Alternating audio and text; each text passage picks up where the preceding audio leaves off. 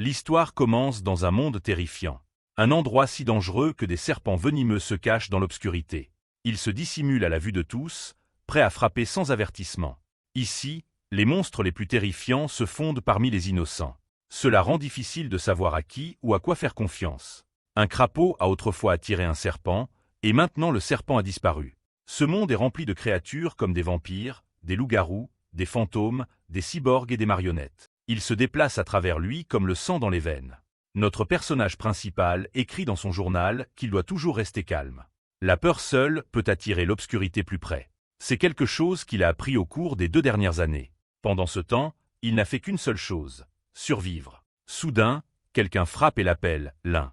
Il est temps de suspendre la lampe à l'extérieur et d'ouvrir le magasin. Il reçoit aussi une mission du système, suspendre la lampe. La récompense est une pièce de crâne, de l'expérience et du sang humain pur. C'est la première fois qu'il voit ce système mystérieux. Mais il n'y a pas de temps pour comprendre. Il doit obéir à son patron. En ouvrant la porte, une silhouette massive apparaît. Cela ressemble à une créature à la Frankenstein. L'un salue l'homme en l'appelant professeur, bien qu'il pense déjà qu'il pourrait mourir. C'est ce qu'il pensait constamment lorsqu'il est arrivé ici il y a 2 ans. Maintenant, il y est habitué. Le Frankenstein traîne un corps derrière lui, le tenant fermement par les cheveux. L'un se souvient comment ce professeur l'a sauvé il y a 2 ans et lui a enseigné toutes ses connaissances médicales. Bien que les jours soient répétitifs, la vie n'est pas si mauvaise. En ouvrant la porte du magasin, il sent de nombreux regards l'observer depuis les ténèbres profondes. Mais dans cet endroit, rester en vie est déjà un petit miracle. Il allume une bougie et fait tomber une goutte de sang. Cette simple action éloigne les âmes proches. L'enseigne du magasin change, indiquant qu'il est maintenant ouvert. Il reçoit ses récompenses du système et est surpris. Une tâche si simple lui a rapporté gros. Une vieille femme édentée apparaît alors, portant une tête dans ses bras. Elle demande s'il a des déchets à donner. Le système lui donne une nouvelle mission, remettre quelque chose d'inutile. L'un se retourne et dit qu'il en a. Il sait qui elle est vraiment, la récupératrice. Il lui donne rapidement 2 objets rouges qui bougent. Elle le remercie, et il reçoit plus de récompenses du système. Puis elle lui offre une récompense à elle. Elle lui donne ses propres globes oculaires. Le système lui permet de refuser, mais avertit qu'il perdra sa faveur auprès d'elle. L'un hésite, puis accepte poliment. Elle sourit et s'éloigne. Une autre mission accomplie. Il retourne à l'intérieur, pensant au magasin en face, une boutique de tailleur et une boucherie. Il sait exactement d'où venaient ses regards. Et il y a une règle qu'il se rappelle toujours ici, ne jamais insulter ceux qui marchent dans l'obscurité. Pendant que le professeur est occupé, l'un vérifie à nouveau le système. Ses statistiques sont moyennes. Le système le décrit comme un humain fragile mais intelligent qui a survécu dans ce monde pendant 2 ans. Il note toutefois qu'il pourrait mourir à tout moment. L'un suppose que le système fonctionne comme un jeu. Accomplir des missions donne de nouvelles compétences et des améliorations. Cela pourrait l'aider à rester en vie un peu plus longtemps. À ce moment-là, le professeur, qui s'appelle Bloodsaw, ouvre la porte. Il dit qu'il sera absent pendant 2 jours. Il dit à l'un de s'occuper du magasin. Le système indique que Bloodsaw est un monstre de couture loyal mauvais, expert en chirurgie, gère une affaire douteuse et ne doit jamais être provoqué. L'un hoche la tête, demandant s'il y a autre chose qu'il devrait savoir. Bloodsaw lui dit que si les clients ne peuvent pas payer en argent, il doit prendre quelque chose de valeur équivalente. S'il refuse de payer, il faut utiliser la lame. Il tend à l'un une arme couverte de sang. Le système note qu'elle est très tranchante et peut couper à la fois la chair et l'âme. Mais plus elle est utilisée, plus elle a faim. L'un hoche simplement la tête. Avant de partir, Bloodsaw ajoute que le petit bébé à l'arrière doit être nourri. Il n'a pas mangé depuis longtemps. Le système donne la même tâche. Nourrir le bébé. Bloodsaw laisse à l'un un dernier avertissement. Peu importe les bruits qu'il entend la nuit, ne jamais sortir de la portée de la lumière. Ignorer tout appel à l'aide. Verrouiller portes et fenêtres. Si quelqu'un rentre, il doit être tué. L'un réalise que ces 2 jours seront un enfer pur. Plus tard, il attend avec la lame à ses côtés. Soudain, quelqu'un frappe à la porte. Une voix de fille demande si le propriétaire est là. Il regarde par le Judas. Dehors, il voit une petite fille tenant une poupée. Le système présente une mission, aider à soigner la poupée blessée. L'un reçoit aussi un avertissement, c'est une âme errante de la vallée. Elle cherche sa mère, et sa poupée est son allié. Quiconque essaie de prendre la poupée finira dans son ventre. Les larmes aux yeux, la fille demande s'il peut guérir sa poupée. L'un regarde la lampe à âme. Sa lueur est faible, ce qui signifie que cette fille n'est pas trop dangereuse. Il ouvre la porte et l'invite à entrer. Grâce à la lampe, personne ne peut entrer sans permission, à moins d'être vraiment puissant. Il se rappelle que les âmes et les esprits ici ne signifient pas toujours du mal. La plupart veulent juste vivre en paix. Pourtant, il vaut mieux ne jamais poser de questions personnelles. La fille explique que sa poupée a perdu un bras. Elle a cherché partout, mais ne l'a pas trouvé. Elle dit que la poupée est sa préférée. Si le bras n'est pas réparé, la poupée pourrait mourir. L'un accepte nerveusement d'aider. Le système l'avertit qu'il a perdu 5 points de santé mentale. En examinant la poupée, le système l'informe que les marques de morsure correspondent à la bouche de la fille et que le sang est celui de la poupée. Il est étonné de la précision de l'analyse du système. Il demande doucement à la fille si elle a mangé quelque chose d'étrange. Elle répond qu'elle n'a rien mangé depuis des jours. La nuit dernière, elle a rêvé de manger de la nourriture délicieuse, de la viande, des cheveux, des oreilles. Elle dit que tout était savoureux. Sa poupée acquiesce, répétant ces mots. La santé mentale de l'un chute à nouveau. Il lui dit qu'il pense qu'elle a peut-être mangé le bras de la poupée pendant son rêve. La fille a l'air honteuse. La poupée la réconforte en disant que sa mère l'aime toujours. L'un demande si elle ressent quelque chose d'étrange dans son ventre. Elle dit que ça démange, comme si quelque chose voulait sortir. Il suggère que le bras n'est pas complètement digéré et demande si elle préfère une chirurgie ou quelque chose de moins invasif. Gênée, elle choisit la chirurgie. La poupée est également d'accord. Il ramasse la lame tachée de sang. Puis il explique la procédure. Ouvrir l'estomac, retirer le bras et le recoudre. Effrayée, la fille change rapidement d'avis et demande plutôt une thérapie physique. Il accepte, c'est de toute façon moins cher. Il lui demande ensuite si elle veut que ce soit fait par le dessus ou par le dessous. La fille sursaute. Il lui dit de ne pas s'inquiéter. Ça ne fera pas mal. Elle hésite, puis accepte nerveusement. Elle s'assoit sur la chaise. Il lui demande d'ouvrir grand la bouche. Une odeur horrible le frappe. Il utilise un anneau métallique pour maintenir sa bouche ouverte. Lentement, il atteint l'intérieur. La fille tremble de douleur. Mais il continue. Finalement, il sort le bras manquant de la poupée. Il confirme sa théorie. Elle l'avait avalé, probablement sans s'en rendre compte. Il lui conseille de ne pas manger des choses inconnues à l'avenir. Il ouvre ensuite un tiroir. Il explique que rattacher le bras coûtera 30 pièces de crâne. La fille accepte, bien qu'elle souffre. La poupée, cependant, supplie pour la clémence. L'un rassure la poupée, il fera du bon travail. Il rattache avec succès le bras et reçoit une grosse récompense du système. Il donne à la fille un médicament spécial pour la poupée. Il doit être utilisé quotidiennement pendant une semaine. Lorsqu'il applique la première dose, la poupée hurle de douleur. Elle s'accroche fermement au bras de la fille. L'un annonce calmement le prix.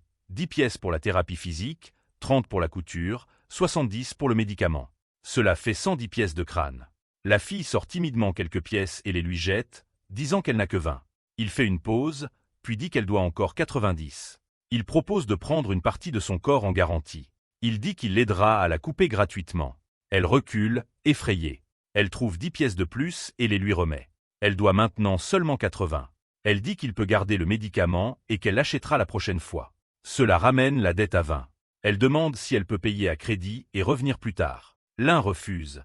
C'est une petite boutique, pas de crédit. Il suggère qu'elle laisse quelque chose en garantie. Elle pourrait garder le médicament et même recevoir de la monnaie, 40 pièces. Cachant ses yeux, elle demande nerveusement si elle peut payer autrement. Il se penche et demande ce qu'elle veut dire. Rougissante, elle baisse les yeux et murmure avec son corps. La fille baisse la tête et dit quelque chose à voix basse. L'un est surpris et essaie de comprendre ce qu'elle veut dire. Alors qu'il se lève et la regarde, elle pose une question hésitante. Mais l'un l'arrête. Il ne veut pas son corps, il demande simplement son œil droit. Il lui dit qu'elle pourra le racheter une fois qu'elle aura l'argent. Des larmes coulent alors qu'elle accepte. La poupée proteste, la suppliant de ne pas le faire. Mais c'est trop tard. L'œil est déjà retiré et placé dans un bocal en verre. L'un reçoit une grande quantité d'objets et de pièces du système. Il se tourne vers elle et dit que tout est terminé. Il l'invite à revenir à la pharmacie à tout moment. Elle s'éloigne en pleurant, disant qu'elle ne veut plus jamais revenir et qu'elle veut juste sa mère. L'un trouve sa réaction inhabituelle. Le système émet alors une nouvelle mission, aider la marionnette de sang à retrouver sa mère. La récompense est de 200 points de faveur avec la fille, 100 avec la poupée, et un prix spécial. Il fait une pause un instant, fixant une assiette remplie d'objets comme des cheveux et des oreilles, des choses qu'il a collectées du système au fil du temps. Il est certain que cette petite fille a fait bien pire que ce qu'il a vu aujourd'hui. Mais cela n'a pas d'importance. Il en parlera avec elle la prochaine fois. Il remarque qu'il gagne de plus en plus de pièces de crâne, la monnaie principale de ce monde. Le seul problème est qu'il n'a pas quitté la boutique depuis plus de 2 ans. En regardant dehors, il voit d'innombrables yeux brillants dans l'obscurité. Avoir de l'argent n'est pas le problème. Peut-être qu'un jour, il aura l'occasion de l'utiliser. À ce moment-là, un cochon borgne entre dans la boutique. C'est le propriétaire de la boucherie de la vallée des âmes errantes, un soi-disant voisin amical toujours prêt à partager sa proie ou à vous partager avec d'autres. L'un voit la lampe d'âme brûler en rouge. Il accueille le cochon dans la pharmacie et demande s'il a besoin de quelque chose. Grâce à la protection de la lampe, la plupart des monstres ne l'attaquent pas directement. S'ils le font, il peut utiliser l'énergie de l'âme pour les repousser. Cependant, ce pouvoir ne fonctionne pas bien contre les êtres vraiment maléfiques. En fin de compte, ce monde n'a pas de vraies règles. Le cochon entre en se plaignant d'une vieille femme qui lui a arraché un œil à cause de broutilles. Il la maudit puis s'assoit à la table, exigeant de voir Bloodseau. Il a besoin d'un nouvel œil et est prêt à payer avec une proie fraîche. L'un lui dit calmement que le professeur est absent pour quelques jours. S'il a besoin de quelque chose, il peut lui parler à la place. Le système lance une mission, aider le cochon à trouver un nouvel œil. Le cochon regarde l'un de haut en bas et se souvient soudain de lui. Le système avertit que le niveau de crise a atteint 89%. Il se regarde un moment avant que le cochon ne décide de continuer. L'un rassemble plusieurs objets, les étalant devant le cochon. Yeux humains, yeux de cochon, yeux de spectre chauve-souris et yeux de poupée. Chacun a son prix. Il demande lequel le cochon veut. Après réflexion, le cochon dit qu'il veut l'œil de l'un. Choqué, l'un perd 10 points de santé mentale. Le niveau de crise monte à 91%. Il demande si le cochon est sérieux. Le cochon répond « Pourquoi pas ?» Se sentant mal à l'aise, l'un enlève un de ses propres yeux. Il le fait sans hésitation. Le système avertit que sa vie est maintenant en danger. Il a perdu un organe. Tenant l'œil dans sa main, il dit que ça coûte 200 pièces de crâne et qu'il n'y a pas de remboursement en cas d'échec. Le cochon est stupéfait. Cela lui semble impossible. Quand la vieille femme lui a pris son œil, il a été submergé par la douleur. Pourtant, voici un humain, retirant calmement son propre œil sans sourciller. À cause de cela, le niveau de crise chute soudainement à 50%. Le cochon fixe l'un, réalisant que ce dernier a dû être modifié par l'une des expériences de Bloodseau. L'un s'approche de lui, tenant l'œil. Mais le cochon refuse, il veut son œil d'origine, pas celui de quelqu'un d'autre. L'un remet son propre œil en place et dit qu'il a l'œil du cochon. Le cochon est confus. L'un explique qu'au début de la journée, une femme gentille lui a donné un jouet étrange. Il montre l'œil au cochon. Le cochon est choqué, il lui appartenait. Il demande où l'un l'a obtenu. L'un explique de nouveau, disant que c'était un cadeau d'une dame douce. Le cochon réalise de qui il parle, la récupératrice. Elle est capable de lui couper la tête sans hésitation. Et pourtant, elle a donné son œil à un apprenti pharmacien. Pourquoi? Le cochon perd 30 points de santé mentale à cette pensée. Alors qu'il reste là, essayant de comprendre, le niveau de crise descend à 20%. Le cochon demande enfin si l'un va rendre l'œil. L'un répond qu'il le vend, pour 200 pièces de crâne. Le cochon hoche la tête, comprenant. Il accepte le prix. Le niveau de crise descend à 10%. L'un demande s'il préfère l'opération ici ou sur la table d'opération. Le cochon choisit de rester ici. Il a trop peur de s'allonger sur la table. L'un lui dit de poser sa tête et de rester immobile. S'il a mal, il peut crier. Le cochon fait une blague, mais il est clairement nerveux. L'un allume une bougie. Puis il commence à chauffer la lame. Le cochon tremble, confus de voir du feu utilisé juste pour attacher un globe oculaire. L'un répond simplement qu'il y a des caillots de sang et des petits cailloux dans sa cavité oculaire. Il lui assure qu'il va nettoyer, gratuitement. Le cochon semble hésitant. Le système note une perte de 10 points de santé mentale pour lui. L'un effectue le nettoyage, gagnant des points d'expérience. Mais étrangement, il reçoit des compétences de l'âme plutôt que médicales. Pas le temps de se demander pourquoi. Il est maintenant temps de placer l'œil. Il avertit le cochon de rester parfaitement immobile, sinon il pourrait l'installer dans la mauvaise direction. Alors qu'il se prépare, il se souvient de quelque chose. Encore une fois, il a oublié l'anesthésie, comme avec la poupée plus tôt. Tant pis. Le cochon se réveille et voit l'un tenant quelque chose d'étrange. L'un explique que c'est une colle spéciale qui fonctionne avec des potions de guérison. Elle maintiendra l'œil en place et assurera une récupération presque complète. Le cochon lui dit d'arrêter de traîner et de commencer. L'un acquiesce et prépare l'œil. Il rappelle au cochon d'être patient, il est un professionnel. Avec un marteau en main, il se met au travail. La santé mentale du cochon chute de 20. Quand le cochon voit le marteau, il panique. L'un lui dit de se détendre, ce n'est que la dernière étape. S'ils bougent, ils devront recommencer, et le prix augmentera. L'un frappe l'œil une fois avec le marteau. Le cochon hurle. L'un insiste qu'il ne peut pas s'arrêter maintenant. Il a le devoir de s'assurer que chaque patient parte en parfait état. Un autre coup de marteau. Le cochon hurle de douleur. Puis l'un s'arrête soudainement et a l'air déçu. Le cochon demande ce qui ne va pas. L'un dit que l'œil est mal aligné. La chirurgie doit être refaite. L'un le rassure que la reprise sera gratuite. Après tout, il est un médecin gentil et responsable. Le cochon souffre et est terrifié, mais l'un continue. Finalement, la procédure est terminée. L'un lui tend une bouteille de médicaments, lui ordonnant de la boire 2 fois par jour et d'en appliquer un autre sur sa peau. Dans 2 jours, il sera complètement guéri. La facture totale est de 546 pièces de crâne. Le cochon, vaincu, signe le contrat de paiement avec le bout de ses doigts ensanglantés. Il demande s'il est libre de partir. L'un dit oui. À ce moment-là, le système le notifie d'une mission cachée. Elle est déclenchée par quelque chose dans l'estomac du cochon. Si elle est accomplie, l'un recevra une capacité rare appelée diagnostic visuel. L'un l'arrête et dit qu'il y a un autre problème. Il ne peut pas le laisser partir sans dire quelque chose. Ce serait contraire à son éthique médicale. Le cochon, méfiant, se rassoit. Il dit qu'il est prêt à l'écouter, mais si c'est une arnaque, il y aura des conséquences. L'un prend son pouls. Le système lui accorde de l'expérience en diagnostic. Le cochon devient plus anxieux. Puis l'un le regarde dans les yeux et dit calmement que le problème pourrait être une grossesse extra-utérine. Le cochon attrape l'un par le col, furieux. Il insiste sur le fait qu'il est un homme, pas une femme. L'un reste calme et dit que c'est justement pour cela que c'est un problème sérieux.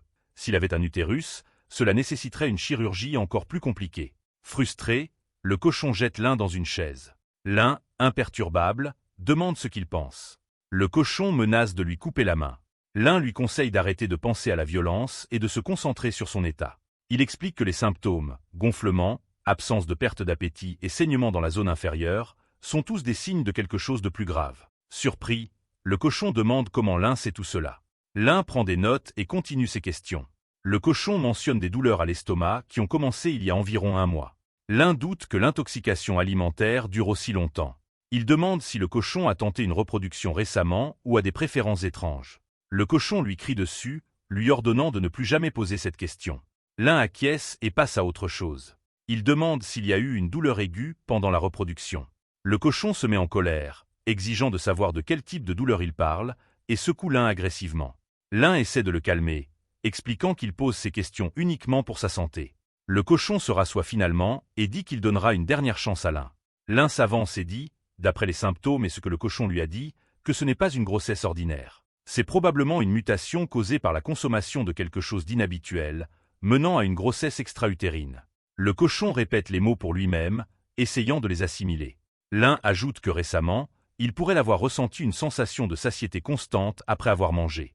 Il pourrait avoir remarqué une peau pâle, des yeux enfoncés ou un pouls froid. Tout cela pourrait indiquer une possession par un esprit parasite. Il tend au cochon une potion de détection.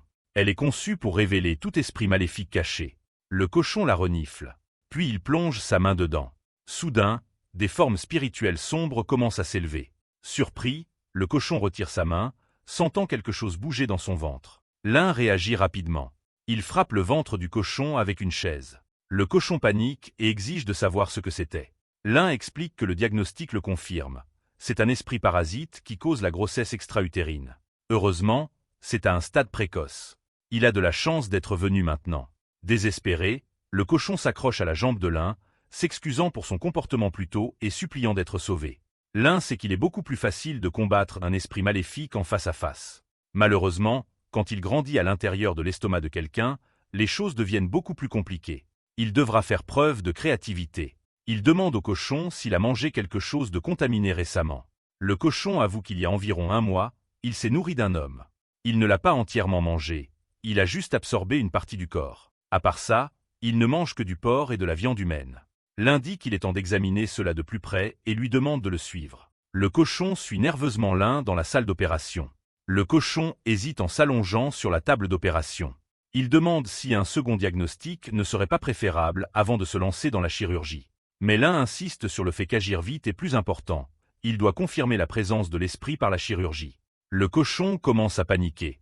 Il a toujours été le boucher, mais maintenant c'est lui qui se fait ouvrir. Pendant qu'il parle, l'un aiguise calmement la lame chirurgicale. Le cochon demande anxieusement combien de temps cela va prendre. L'un prépare la lame et dit qu'ils vont commencer. Mais il s'arrête, il a oublié quelque chose. Il marque rapidement une croix sur le ventre du cochon avec un stylo. Puis il active des attaches pour empêcher le cochon de bouger pendant la procédure. Le cochon hurle. L'un le rassure en disant que les attaches sont pour sa sécurité. Le cochon demande à Lin s'il a déjà fait une chirurgie auparavant. Lin dit qu'il a regardé son professeur découper de la viande et que ce n'est pas très différent. Complètement paniqué maintenant, le cochon supplie d'être libéré. Mais Lin dit qu'il est trop tard. Il ne peut pas abandonner un patient maintenant. Après plusieurs incisions et pas mal de pratiques, Lin termine la procédure. Il félicite le cochon. L'accouchement s'est bien passé. Ce qui est sorti était une créature sanglante et difforme. Alors que Lin commence à recoudre la blessure, il dit au cochon « Ce n'est probablement pas le meilleur moment, mais il doit mentionner la facture. Le coût de la chirurgie est de 300 pièces de crâne. Comme c'est sa première opération complète, il offre une réduction. Cela ramène le total à 240. Le cochon gémit et lui dit de finir enfin. Lin est d'accord, mais ajoute que la couture coûte un supplément, 40 pièces de plus.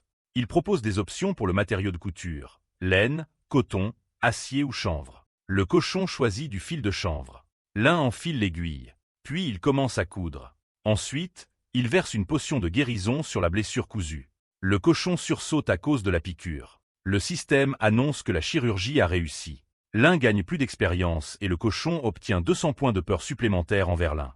En regardant le bébé parasite, Lin commente que bien qu'elle soit née souillée par le mal, avec des soins appropriés, elle pourrait grandir en bonne santé. Mais le cochon est déjà en train de fuir la pièce. Lin l'appelle en lui rappelant qu'il a oublié sa fille. Le cochon crie en retour qu'elle fait partie du paiement. Lin se précipite après lui, criant que c'est une pharmacie, pas une garderie. On ne peut pas simplement laisser un enfant ici. Pourtant, le cochon disparaît. Lin soupire et décide de s'occuper du bébé pour l'instant. Peut-être que lorsque le professeur reviendra, il trouvera une utilité pour elle. Un encas avec un verre de vin, peut-être. La petite créature tremble déjà de peur. Lin verse une petite potion de guérison sur son œil et ouvre le menu système pour vérifier son statut. Il voit que son titre a changé. Il est maintenant listé comme l'apprenti de Bloodsaw. La description mentionne que les gens peuvent sentir sa cruauté grandissante et qu'il hérite lentement des méthodes tordues de son professeur. Lin est choqué. Il ne se considère pas comme maléfique. Il s'est toujours vu comme quelqu'un de gentil. Il remarque qu'il a 4 points d'amélioration. Il décide d'investir tous ses points en constitution. La survie est sa priorité absolue. Il se sent immédiatement plus fort. À ce moment-là, le monstre nouveau-né est attaqué par une autre créature. Lin réagit rapidement et le sauve, se reprochant d'avoir oublié qu'il était là. Il vérifie le système. La créature est listée comme un esprit infantile féminin déformé, niveau 2. Une mission secrète apparaît, l'esprit maléfique en elle corrompt sa forme. Plus il attend, pire ce sera. Il y a 4 options.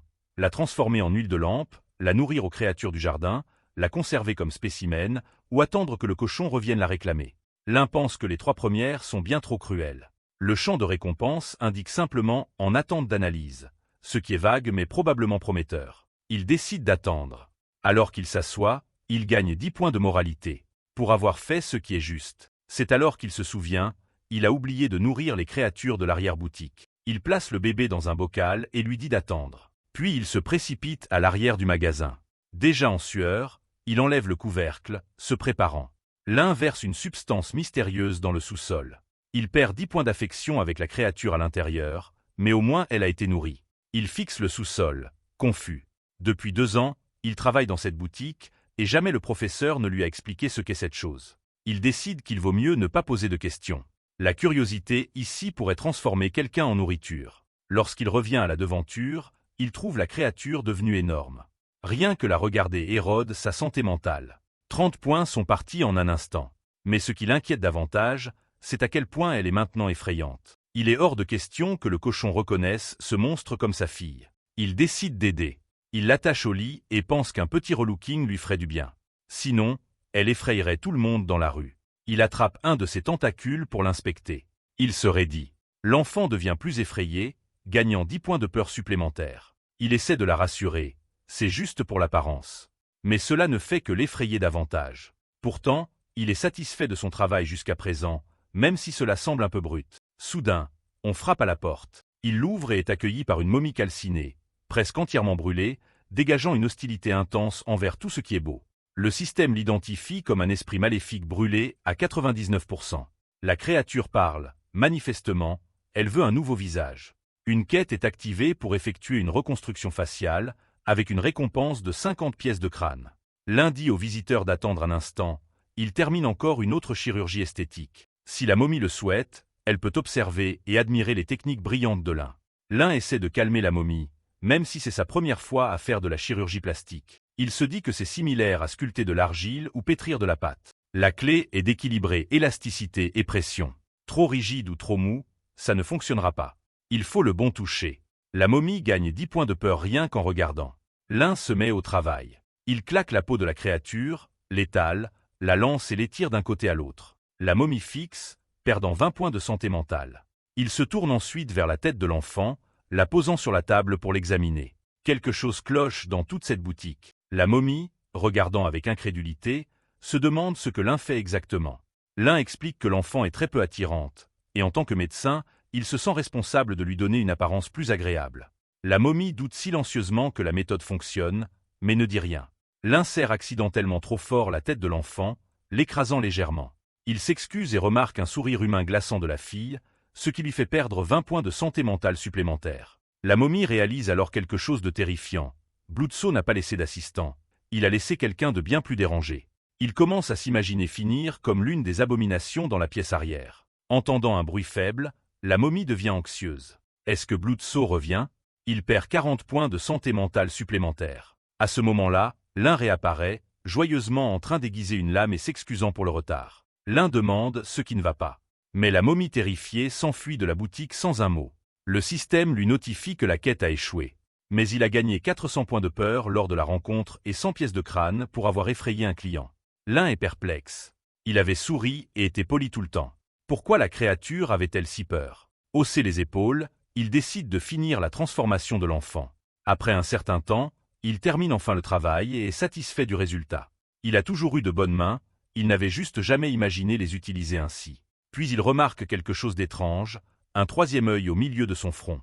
Avant qu'il ne puisse réagir, du venin suinte de cet œil. Il lui conseille de garder cet œil caché. Si elle ne le fait pas, il sera forcé de ressortir la lame. L'enfant pleure, mais sa peur commence à diminuer. Le système montre que le niveau de crise a diminué de plus de 300 points. Il reçoit aussi une étrange mèche de cheveux du système, un objet défensif qui provoque l'asphyxie s'il est placé près d'un coup. La fille serre fort un jouet en peluche, et l'un se demande s'il n'est pas allé trop loin. En regardant dehors, il se rend compte qu'il se fait tard. Il vérifie la lampe d'âme. Plus la lumière est faible, plus l'heure est tardive. Quand elle s'éteint complètement, la nuit est arrivée. Alors qu'il tend la main pour décrocher la lampe, une silhouette enveloppée d'ombre apparaît. Le système avertit qu'il s'agit d'un chasseur de démons, un extrêmement dangereux. S'engager avec lui imprudemment mènera à la mort. L'un étudie l'étranger. C'est la première fois qu'il voit un autre humain en 2 ans. À en juger par la réaction intense de la lampe, cette personne est absurdement puissante. L'homme encapuchonné parle. Il a besoin de soins, spécifiquement, des potions de combat et de récupération. Le système active une mission valant 500 pièces de crâne. Le revers est que si l'un meurt pendant le traitement, la mission échouera. Il invite l'homme à entrer, maudissant son timing. Alors que le chasseur s'assoit, il exprime sa surprise de trouver un autre humain dans ce monde. Le système active un lien de race partagé. Si l'un perd ce lien, il perdra aussi la vie. Essayant de rester calme, l'un demande ce qui ne va pas. Le chasseur montre son bras. Quelque chose de sombre et violet pulse sous la peau. C'est vivant. Le système termine un diagnostic préliminaire, il a été infecté par le venin du papillon noir. L'un dit calmement à l'homme, qui semble surpris qu'il ait reconnu. Le chasseur explique qu'un fantôme en robe rouge l'a pris en embuscade et a utilisé ce venin. Il était déjà en mauvais état, ce qui l'a rendu vulnérable. Une fois rétabli, il prévoit de la traquer. L'un propose son aide, bien qu'il panique intérieurement. Si ce type refuse de partir, il n'a pas d'autre choix que de le soigner. Il demande au système comment traiter le venin. La réponse, une substance dangereuse faite de tout le ressentiment du monde sombre. La seule façon de l'enlever est par chirurgie en utilisant un matériau rare appelé ostin. L'un dit aux chasseurs qu'ils devront opérer. Le chasseur, en sueur, demande quelles sont les qualifications de l'un. Essayant de paraître confiant, l'un répond que ce sera sa 2e chirurgie. Le chasseur grogne en se demandant s'il y a une autre clinique à proximité. L'un dit non, toute autre aurait été détruite par Bloodsaw depuis longtemps. Finalement, le chasseur réalise qu'il n'a pas le choix. Le venin empire. Il accepte. L'un prépare ses outils. Il est temps de commencer. Le chasseur observe la pièce. Ça ressemble moins à une clinique et plus à un abattoir. Il regarde l'apprenti maigre avec suspicion. L'un demande s'il veut une anesthésie. Le chasseur refuse, disant que les vrais guerriers n'en ont pas besoin. L'un est d'accord, il ne l'a jamais utilisé non plus. Il commence la procédure en enfonçant la lame dans le bras du chasseur. Le chasseur sursaute et lui dit de se calmer. L'un le rassure, ce n'était qu'un test. Le chasseur est agacé mais le laisse continuer. L'un prend plus d'outils, cherchant le bon. Le chasseur demande pourquoi il pose tout sur son épaule. L'un explique qu'il teste juste la netteté. Si elles ne sont pas assez tranchantes, ça fera plus mal. Il continue en disant que la vraie douleur survient quand le couteau entre, pas quand il est retiré. Il s'assure simplement que tout est prêt. Le chasseur le regarde avec méfiance. L'un essaie de paraître professionnel, mais cela ressemble plus à une menace. Devenu impatient, le chasseur le prévient. S'il tarde encore, il sera tué. L'un hoche la tête et apporte un petit fourneau. Il commence à chauffer tous les outils. Le chasseur panique. Il veut savoir ce qui se passe. L'un explique que le venin du papillon noir est trop dangereux. S'il se propage, il pourrait le tuer. Les lames doivent être stérilisées et fondues au préalable. Le chasseur demande à l'un s'il a déjà fait cela auparavant.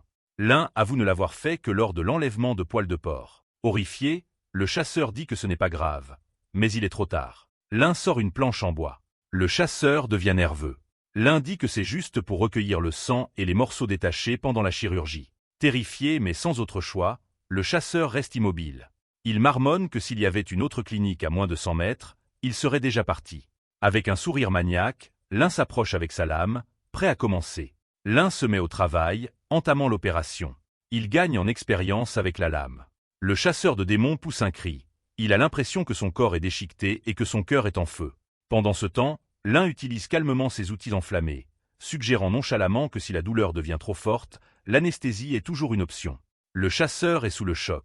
Il n'avait même pas réalisé que l'opération avait déjà commencé et admet qu'il ne ressent rien. L'un répond, un peu agacé, que dans ce cas, le chasseur devrait arrêter d'écraser sa table d'opération. Elle est presque cassée à cause de la pression de sa prise. Le chasseur de démons s'excuse, disant qu'il est juste trop fort. Il promet de compenser les dégâts plus tard et presse l'un de se dépêcher. L'un commence à couper plus profondément. Soudain, le chasseur le supplie d'arrêter, se plaignant qu'il pensait que la douleur finirait, pas qu'elle empirerait. Lin Supire. S'il travaille lentement, le patient se plaint. S'il travaille vite, ce n'est toujours pas assez bien. Maintenant qu'il est à mi-chemin, le gars veut qu'il arrête. Il explique que ce n'est pas une chirurgie normale, c'est une extraction avancée. La coupe est précise pour éviter d'endommager les tissus internes, pas pour la décoration. Le chasseur s'énerve et exige que l'un termine d'un seul coup net. L'un, surpris, demande s'il le pense vraiment, car une seule erreur pourrait trancher une artère et le tuer. Il lui rappelle que les médecins traitent leurs patients comme leurs propres enfants.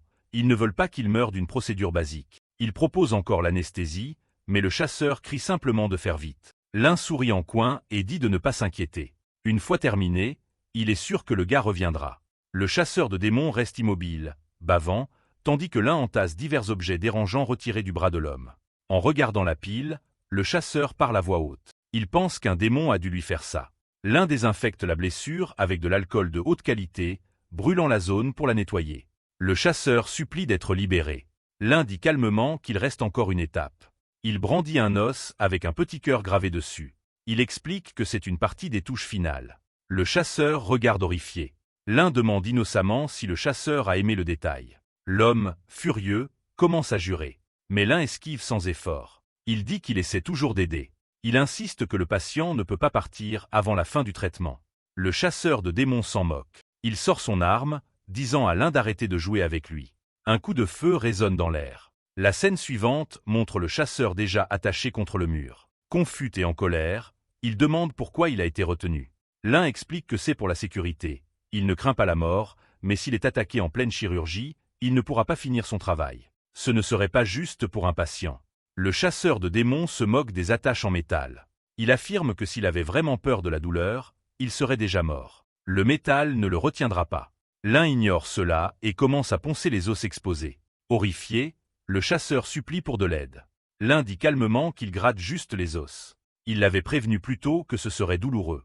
Le chasseur demande pourquoi le grattage des os est nécessaire. L'un répond que supporter la douleur fait partie de la force et qu'un vrai guerrier ne devrait pas en avoir peur. Finalement, le chasseur de démons craque, il supplie pour l'anesthésie. L'un secoue la tête. À ce stade, l'anesthésie ne fonctionnerait pas sur l'os exposé. Il dit au chasseur de juste endurer encore un peu.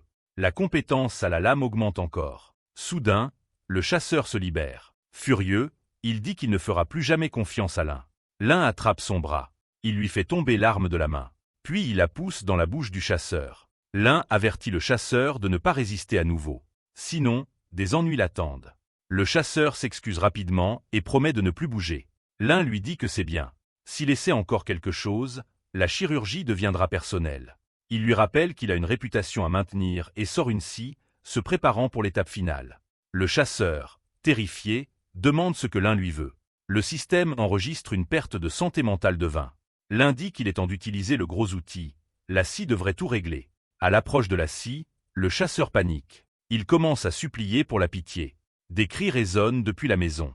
Le système enregistre une perte de santé mentale de 60. Soudain, une petite fille entre dans la boutique, demandant si c'est le bon endroit pour acheter des potions. Elle est confuse et nerveuse. Avant qu'elle ne puisse en dire plus, quelque chose l'attrape par la jambe. Elle entend le chasseur crier à l'aide, puis voit l'un, complètement couvert de sang, debout derrière lui avec une scie alors qu'il est attaché. L'un lui demande d'attendre un instant pendant qu'il termine avec le patient précédent. La fille panique. Sa peur monte en flèche. La fille s'enfuit. Le système enregistre 70 points de peur et note qu'elle a développé un trouble psychologique à cause du traumatisme. L'un se tourne nonchalamment vers elle et dit qu'il lui apportera des potions dès qu'il aura fini avec son patient. Le système attribue à l'un un nouveau titre, Terreur des patients. L'un est confus. Il a souri et offert son aide, pourtant tout le monde réagit toujours avec peur. Il remarque alors que le chasseur de démons essaie de ramper pour s'éloigner. L'un fronce les sourcils et lui rappelle que l'opération n'est pas terminée. Il retourne à la table, le patient gémissant de douleur tandis que l'un lui tapote doucement l'épaule. L'un annonce enfin que la procédure est terminée. Le venin a été purgé des os du chasseur. Il ne reste plus qu'à ses muscles et tissus de se régénérer naturellement, et son bras sera comme neuf. Mais le chasseur ne bouge pas. L'un essaie de le réveiller. Le système l'informe qu'en ayant mis hors d'état de nuire un légendaire chasseur de démons, il a débloqué un nouveau trait, une capacité accrue à infliger de la douleur avec des outils. Quelque temps plus tard, le chasseur s'éveille, étourdi. Il tente de tirer 2 fois mais réalise rapidement que la menace a disparu. L'un lui dit de se détendre. Tout va bien. Le chasseur, toujours méfiant, confirme que la présence venimeuse a disparu. Cela semble irréel. L'un hoche la tête. Les toxines musculaires ont été éliminées. Le processus de régénération a commencé grâce à la meilleure potion de la pharmacie. Le seul hic était un patch de tissu manquant. Alors l'un a ajouté un peu de porc pour combler le vide. Le chasseur de démons regarde, incrédule. Le chasseur de démons demande des explications, choqué d'apprendre que l'un a utilisé de la peau de porc. L'un dit simplement que c'est peu conventionnel, mais efficace. S'il y a un problème plus tard, il peut revenir. Le chasseur est horrifié à l'idée de devoir revenir un jour. L'un lui rappelle que mourir du venin aurait été bien pire. Dans ce monde, survivre compte plus que tout. Le système montre que le niveau de crise du chasseur a atteint 99%. Malgré tout, les paroles sincères de l'un calment l'homme. Le niveau de danger diminue. Il prend une profonde inspiration et admet que l'un a raison. Dans ce monde sombre, la survie est ce qui compte le plus. Il dit ensuite à l'un que le simple fait d'être arrivé jusque-là est impressionnant. Ces méthodes brutales peuvent être dérangeantes, mais elles fonctionnent. Il attrape l'un par le col et demande s'il a une vraie expérience médicale. L'un lève fièrement 3 doigts et affirme qu'il a déjà pratiqué une césarienne réussie. Le père et la fille étaient heureux et ont même loué son travail. Le chasseur, repensant à la façon dont ses os ont été raclés, admet qu'il se sent guéri. Mais il avertit l'un, personne ne doit savoir qu'il a perdu connaissance pendant l'opération. L'un promet de garder le secret. Lorsqu'on lui demande combien coûte l'opération, l'un lui dit de ne pas s'en faire. C'est un geste de bonne volonté d'un humain à un autre. Il espère simplement que le chasseur repassera à la pharmacie. Le système récompense l'un avec 500 pièces de crâne. Le chasseur ne semble pas convaincu. Il grogne que les compliments ne servent à rien et exige que l'un oublie tout ce qui s'est passé. Même s'ils sont tous deux humains, cela ne change rien. Il marche seul et ne laissera pas quelqu'un comme l'un l'accompagner. Avant de partir, il offre à l'un un dernier geste. Ouvrant son manteau, il lui dit de choisir quelque chose de précieux parmi ses affaires. Un échange équitable pour le traitement. L'un inspecte les objets étalés devant lui. Un objet en particulier attire son attention. C'est un revolver maudit qui appartenait autrefois à un légendaire chasseur de démons. Il est enchanté avec 6 balles qui se rechargent toutes seules. Excité, il le saisit immédiatement. Mais le chasseur arrête sa main. Le chasseur remarque et complimente l'un pour son instinct aiguisé, disant qu'il a choisi l'arme la plus tentante de la collection. L'un, impressionné par l'arme, demande combien de monstres elle a tué. À sa surprise, le chasseur admet qu'elle n'en a jamais tué un seul. Il le démontre en tirant sur le mur. Cela ne laisse qu'une brûlure en forme de cercle. Il explique que les balles ne touchent jamais leur cible, quel que soit l'angle. Elles ont l'air impressionnantes mais sont essentiellement inutiles, bonnes seulement pour la décoration. L'un essaie de revenir sur son choix, disant qu'il ne les veut plus. Mais le chasseur lui rappelle qu'en homme de principe, une fois le choix fait, il ne peut être refusé. Si l'un ne les prend pas, le chasseur avertit qu'il pourrait arriver quelque chose de désagréable. À contre-cœur, l'un les accepte, prévoyant de s'en débarrasser plus tard. Mais le chasseur lui dit que cela ne fonctionnera pas.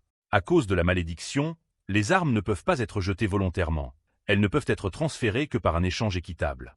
Et puisque l'un les désirait tant, la malédiction s'est immédiatement attachée à lui. L'un réalise que ce n'était pas un échange équitable et accuse le chasseur de l'avoir trompé. Mais l'homme lui rappelle simplement la faveur qu'il lui doit pour l'opération. En cadeau d'adieu, le chasseur donne un avertissement. Peu importe ce qui arrive ce soir, peu importe les bruits ou la peur, l'un ne doit pas ouvrir la porte. Quelque chose d'inhabituel va se produire. L'un demande quel genre de menace c'est, mais le chasseur disparaît dans l'obscurité, disant qu'il vaut mieux qu'il ne sache pas. L'un repense à ce que son professeur lui avait dit de similaire avant de partir. Clairement, la nuit sera dangereuse. Il reste environ 30 minutes avant la tombée complète de la nuit, et plus aucun visiteur ne devrait arriver. Il jette un coup d'œil à la créature enfant sur le sol. Elle a déjà atteint le niveau 7. À ce rythme, elle va devenir difficile à gérer. Il essaie d'utiliser le revolver maudit. Comme prévu, il rate complètement. Pourtant, la peur qu'il provoque est efficace. Il continue de tirer pour effrayer la créature et la soumettre. Juste à ce moment, la lampe d'âme commence à vaciller. L'un ferme rapidement la porte et expire de soulagement. Avec la lampe maintenant éteinte, une phase dangereuse commence. Maintenant, n'importe qui, même sans son invitation, peut entrer dans la maison. Le système active une nouvelle quête, Nuit blanche. L'objectif est de survivre jusqu'au matin. La récompense est de 500 pièces et un prix mystérieux. Dans sa chambre, l'un se cache sous les couvertures, les armes à portée de main. Il est prêt à tout. Il est maintenant minuit, et quelqu'un frappe déjà à la porte. Une voix familière s'élève, prétendant être Bloodsaw. Elle dit qu'un esprit malveillant le poursuit et supplie d'être aidé. L'un est pris au dépourvu. Le professeur pourrait-il vraiment être de retour? Il s'approche prudemment de la porte. Puis il attaque soudainement avec son arme, au cas où. La voix derrière la porte crie sa protestation. Mais l'un reste ferme.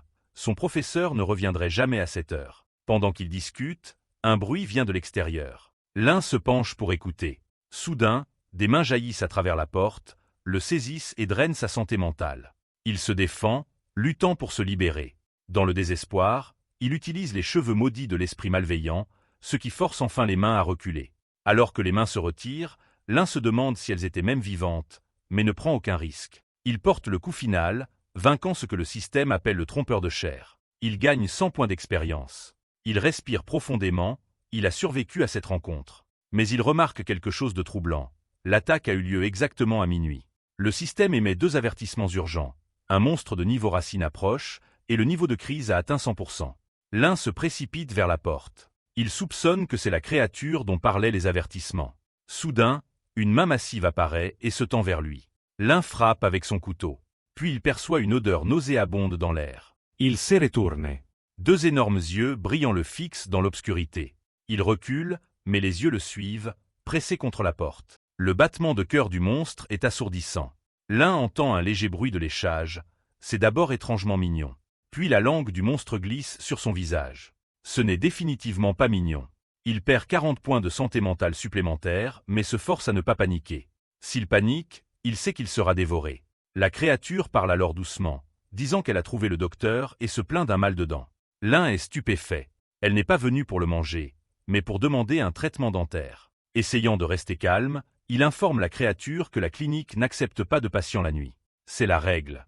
Mais la créature devient agressive, menaçant de le dévorer si la porte n'est pas ouverte. N'ayant pas le choix, l'un l'ouvre. Il salue poliment le monstre, cachant sa peur. Le système analyse la créature, sa race et ses capacités sont inconnues, mais confirme un problème dentaire. Le monstre gémit de douleur, disant qu'il n'a pas pu manger. L'un propose son aide. Après tout, un mal de dents n'est pas difficile à soigner. Il se rassure en se disant que ce n'est qu'un autre patient.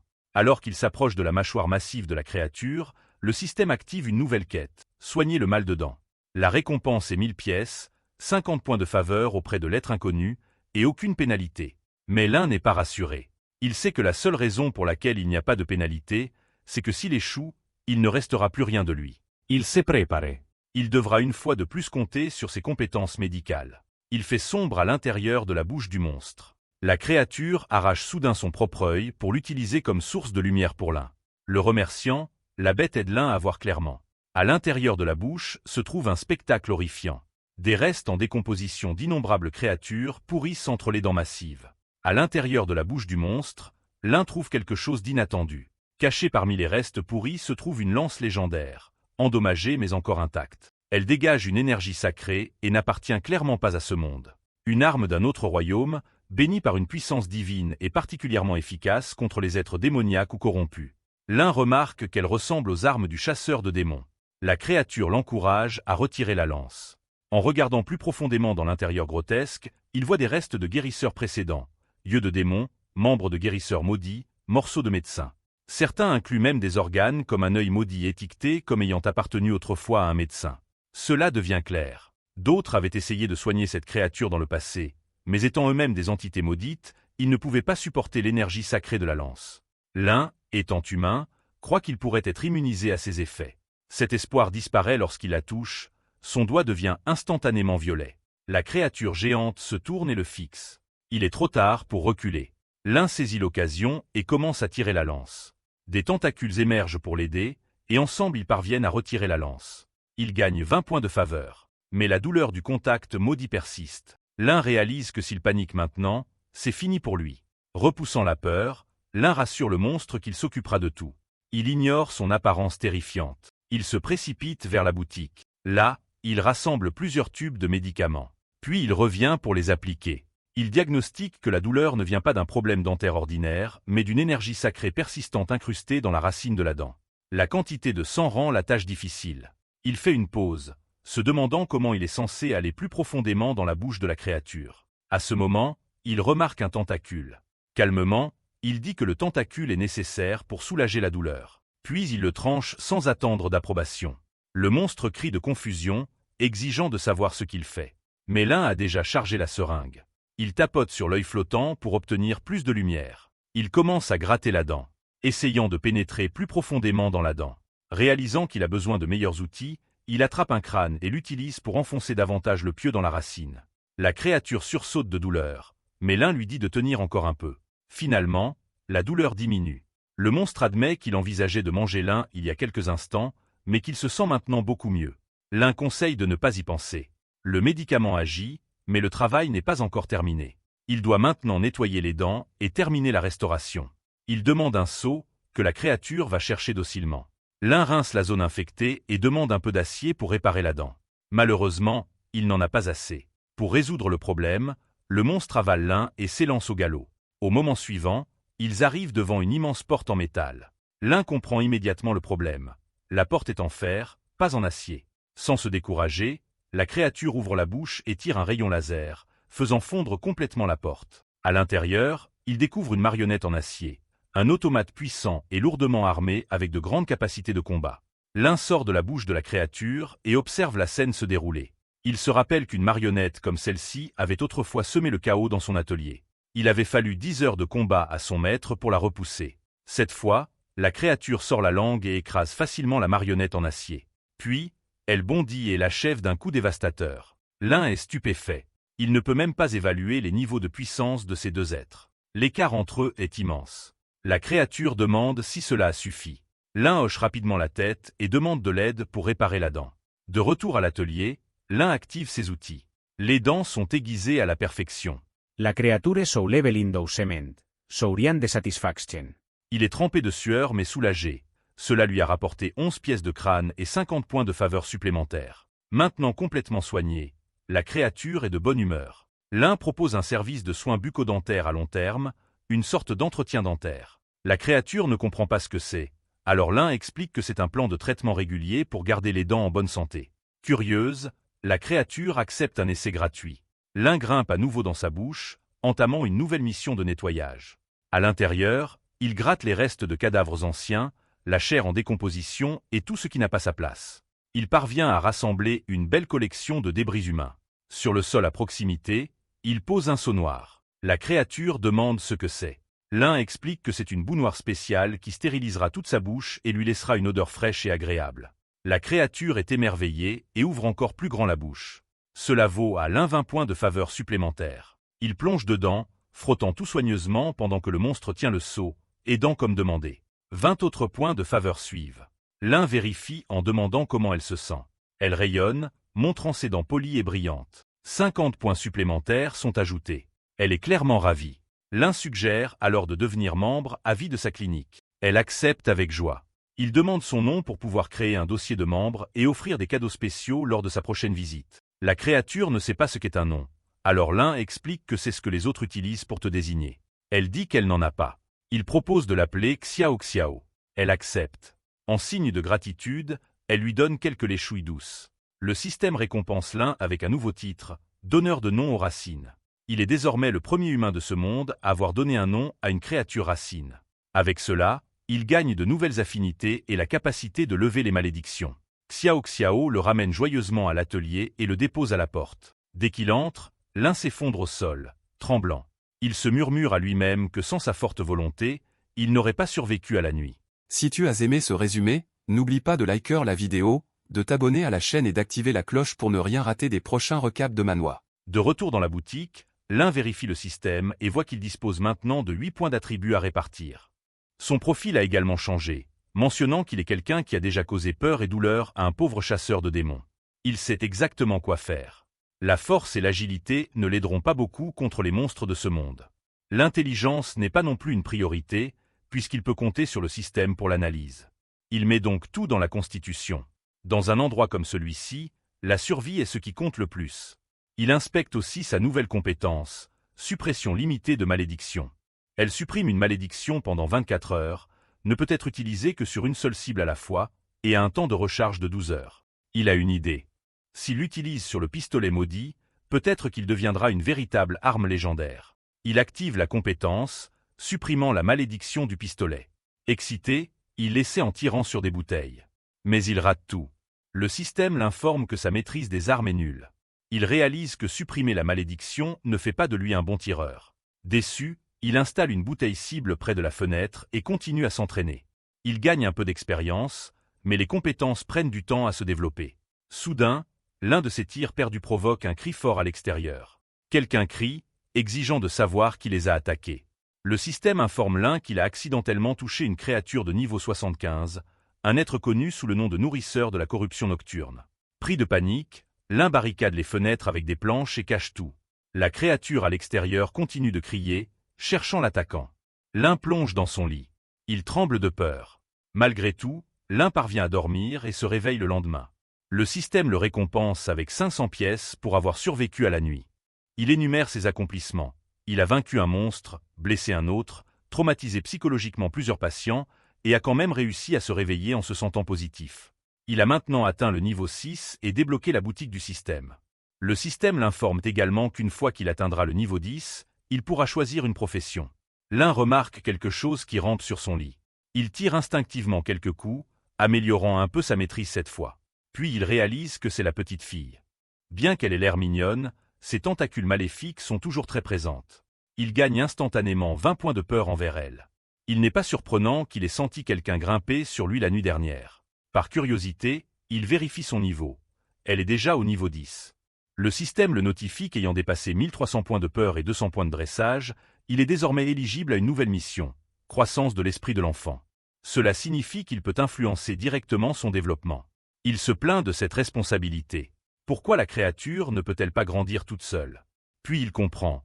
La peur est la raison pour laquelle elle ne l'a pas encore attaqué. Donc, pour l'empêcher de devenir une menace, il doit maximiser la peur. Il la prend dans ses mains, semblant innocente et inoffensive. Et il commence à étirer ses membres, appelant cela un ajustement quotidien. Sa peur continue de grandir. Sans demander la permission, il modifie sa forme, en fourrant ses tentacules dans sa bouche. Après un éclair de lumière, boum, elle se transforme à nouveau en une petite fille à l'apparence normale. Il ajoute même quelques queues mignonnes pour faire bonne mesure. Le système confirme que cette nouvelle forme aura un impact significatif sur sa croissance. Fier de son travail, l'un remarque qu'en utilisant uniquement du matériel de tentacules, il a réussi à créer des oreilles adorables. Il lui ordonne de rester dans cette forme et de ne jamais revenir à sa forme tentaculaire. Le système l'informe que bien que la transformation physique soit terminée, les réglages de sa personnalité doivent encore être ajustés. Souriant légèrement, Lin dit qu'il est temps de lui donner une éducation appropriée. Ensuite, il ajuste son cervelet et sélectionne son type de personnalité. Il choisit un mélange de doux, obéissant et, étrangement, meurtrier. Le système liste ses traits psychologiques comme vertueux, mignon et morbide. Lin soupire. Pourquoi le troisième trait est-il toujours quelque chose de terrible? Il demande au système s'il peut le modifier davantage. Le système dit que seules 2 modifications de personnalité sont autorisées à ce stade. Il tapote la tête de la fille, promettant de retirer plus tard les traits dangereux. Pour l'instant, cela suffira. La fille, épuisée par tous ces changements, s'endort. Lin range et s'exerce un peu plus à viser. Puis il place une bougie à l'extérieur. Ensuite, il s'assoit et ouvre la boutique du système nouvellement débloqué. Il s'attend à trouver de superbes objets. Il espère acheter des vêtements pour la fille. Peut-être quelque chose sur le thème d'un renard à 9 queues ou d'un grand bouclier. Au lieu de cela, le magasin propose des articles comme du mucus de Slim, un charme attirant l'argent, des couches pour bébé, un élixir de croissance, des blocs de viande magique et du parfum de succube. Il n'est pas impressionné. Il essaie de rafraîchir le magasin, mais le système indique que l'inventaire ne se met à jour qu'à 5 heures du matin. Finalement, il décide d'acheter le Slim toxique, pensant que cela pourrait aider à la fabrication de potions. Puis il voit le chat malchanceux, un charme censé apporter la fortune financière. Il se dit qu'il a de la chance. Puis il l'achète pour 200 pièces. En regardant la couche, il jette un coup d'œil à la fille. Peut-être en aura-t-il aussi besoin. Un par un, il achète de plus en plus d'articles, y compris l'élixir de croissance, qui aide à accélérer la guérison. L'un se sent satisfait de l'élixir. Enfin, quelque chose d'utile. Aujourd'hui est aussi le jour où le fournisseur vient réapprovisionner les marchandises, alors il se prépare à remplir son inventaire. Comme prévu, la vieille dame arrive avec sa question habituelle, demandant s'il a quelque chose d'inutile à donner. Le système lui donne une tâche, et il lui remet un sac rempli d'objets étranges collectés la veille. Surprise, la vieille femme demande comment il a trouvé autant de matériel. L'un propose de l'aider à charger cela sur son chariot. Mission accomplie. La vieille dame s'arrête lorsqu'elle sent la présence d'une créature de niveau racine à l'intérieur du sac. Elle est impressionnée. L'un explique avec désinvolture qu'hier, il a dû faire face à une telle créature, et que les objets venaient de l'intérieur de sa bouche. Choquée, elle demande s'il n'a pas peur de mourir. Elle avait supposé qu'il était juste un humain ordinaire, mais clairement, ce n'est pas le cas. Il répond qu'il faisait simplement son travail. Peu importe qui entre dans la boutique, il traite tout le monde de manière égale. Elle reconnaît son courage et lui dit que la nuit dernière, 3 créatures abyssales de niveau racine étaient à proximité, ainsi qu'un chasseur de démons. Elle le met en garde de ne pas s'impliquer avec l'un d'eux et ajoute que les villages voisins ont été anéantis par ces monstres. L'un mentionne qu'il a rencontré lui-même le chasseur de démons hier. Elle suggère que c'est peut-être pour cela que la vallée n'a pas été attaquée. L'un répond que le chasseur semblait en fait gentil, il ne paraissait pas cruel. La vieille dame le regarde, perplexe, se demandant comment quelqu'un peut décrire ce type comme mignon. Pourtant, elle est impressionnée par le courage et le professionnalisme de l'un. Sa réputation augmente. Elle réfléchit à voix haute, disant qu'il n'y a pas d'êtres normaux dans ce monde, surtout ceux qui semblent normaux. Avant de partir, elle dit à l'un que les objets qu'il lui a donnés sont trop précieux pour être digérés rapidement. Un objet en particulier qu'elle a ramassé, elle décide de le lui rendre. C'est un cœur démoniaque. Lorsqu'il le touche, l'un perd 10 points de santé mentale. L'objet est identifié comme le cœur d'un démon sans visage. Un objet maudit qui peut se connecter au cœur d'une cible, mais seulement s'il est nourri avec de grandes quantités de sang frais. La vieille dame explique que si l'un veut que quelqu'un meure, il lui suffit de se concentrer sur cette personne en tenant le cœur et de libérer son intention la plus féroce. Il sait immédiatement que cet objet n'est pas ordinaire. Après son départ, la charrette d'approvisionnement arrive, livrant de nouvelles marchandises. Les articles sont échangés. À ce moment-là, quelqu'un frappe à la porte. L'un ouvre et se fige. Se tenant là, une belle jeune fille dégage une aura inquiétante et possède un corps d'une perfection surnaturelle. Elle entre dans la boutique, commentant à quel point elle est impressionnante. Le système avertit immédiatement l'un qu'elle est un esprit sanguinaire. Elle vide lentement ses victimes, et bien que séduisante, elle est mortelle. Le système l'exhorte à ne pas se laisser tromper par son apparence ou son charme. S'il le fait, il sera entraîné dans un cauchemar vivant. L'un reste calme et demande ce qui l'amène ici ou quel service elle souhaite. Elle répond nonchalamment qu'elle vient d'emménager à proximité, et qu'elle s'arrête pour saluer ses voisins. Il l'accueille poliment. Certaines créatures sont si puissantes que la lampe d'âme ne fonctionne pas sur elles, et celle-ci semble en faire partie. Il lui offre un siège, et elle le remercie. L'un sait que si elle voulait vraiment lui nuire, il ne pourrait pas l'arrêter. Donc, la meilleure stratégie est de la traiter en invitée et d'essayer de créer un lien. Le système donne une mission: survivre pendant 30 minutes, garder la santé mentale au-dessus de 0, et s'assurer que son niveau de malveillance ne dépasse pas 100%. Il réalise que c'est presque la même chose que le défi de survie de la nuit dernière. Cette femme pourrait-elle être un monstre de niveau Racine? Elle remarque soudainement que l'un ne semble pas être quelqu'un de natif de cet endroit. Puis elle lui demande s'il a peur d'être mangé par un client hostile. L'un perd immédiatement 10 points de santé mentale. Il y avait du silence. Il admit qu'il avait un peu peur, mais se rappela que le fait d'être médecin signifie sauver des vies. Si quelqu'un devenait son patient, il s'en occuperait, quoi qu'il arrive. Elle se leva, intriguée. Puis elle lui posa une question étrange. Que ferait-il si quelqu'un n'était pas son patient? Le monstre étrange et séduisant se pencha plus près et lui chuchota à l'oreille, suggérant qu'elle pourrait le dévorer et lui aspirer tous les fluides du corps. La tension monta en flèche, atteignant un niveau dangereux. Mais Lynn resta calme. Il lui dit posément qu'une telle chose était impossible. Il croyait que quelqu'un d'aussi beau à l'extérieur devait aussi avoir une beauté intérieure. Une fille avec une telle grâce méritait une expérience raffinée et noble, pas quelque chose de grossier ou violent. Elle s'écarta, amusée. Il avait certainement le sens des mots. La tension diminua un peu. Elle s'assit et demanda s'il la trouvait vraiment belle. Il répondit sincerament. Mais soudain, elle ouvrit sa bouche monstrueuse. Et d'énormes vers en sortirent. Lynn perdit un peu de sa stabilité mentale. Elle s'approcha en rampant, répétant les mots sur la beauté. La tension monta de nouveau, presque critique. Alors qu'elle s'approchait dangereusement, Lynn réalisa que la seule façon de briser sa sombre personnalité pourrait être un baiser. Alors, il se pencha sans hésiter. Alors il l'embrassa, avalant les vers au passage. C'était désordonné et étouffant. Elle resta sans voix, la bouche bée, choquée et confuse. La tension diminua de moitié.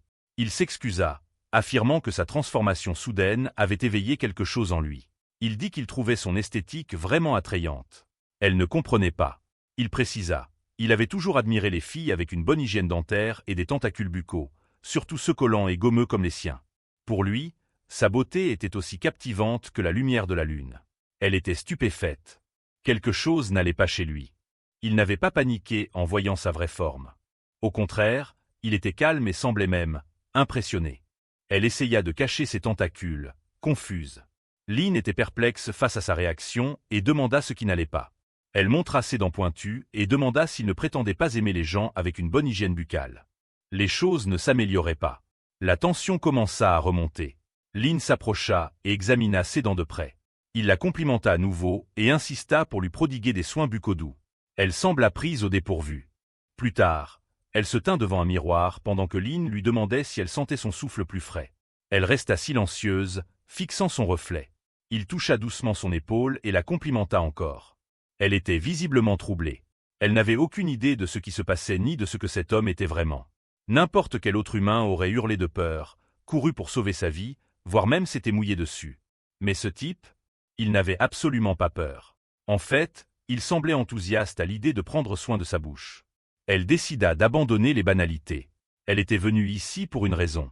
Elle demanda s'il avait opéré une créature têtue la veille. La tension monta de nouveau. Il admit qu'il l'avait fait. La panique monta en lui. Était-elle venue pour se venger? Elle demanda s'il avait extrait un enfant du ventre de cette créature. Il se souvint de l'incident étrange et demanda qui elle était. Elle révéla qu'elle était la mère de cet enfant. Sa forme commença à se tordre à nouveau, devenant plus monstrueuse. L'intenta de la came. Il demanda quel lien elle avait avec ce cochon démoniaque et son enfant. Selon le cochon, tout avait commencé il y a un mois. La femme monstrueuse expliqua que le petit être fantomatique était en réalité une partie d'elle, un fragment qui s'était détaché. Elle était venue maintenant pour reprendre son enfant.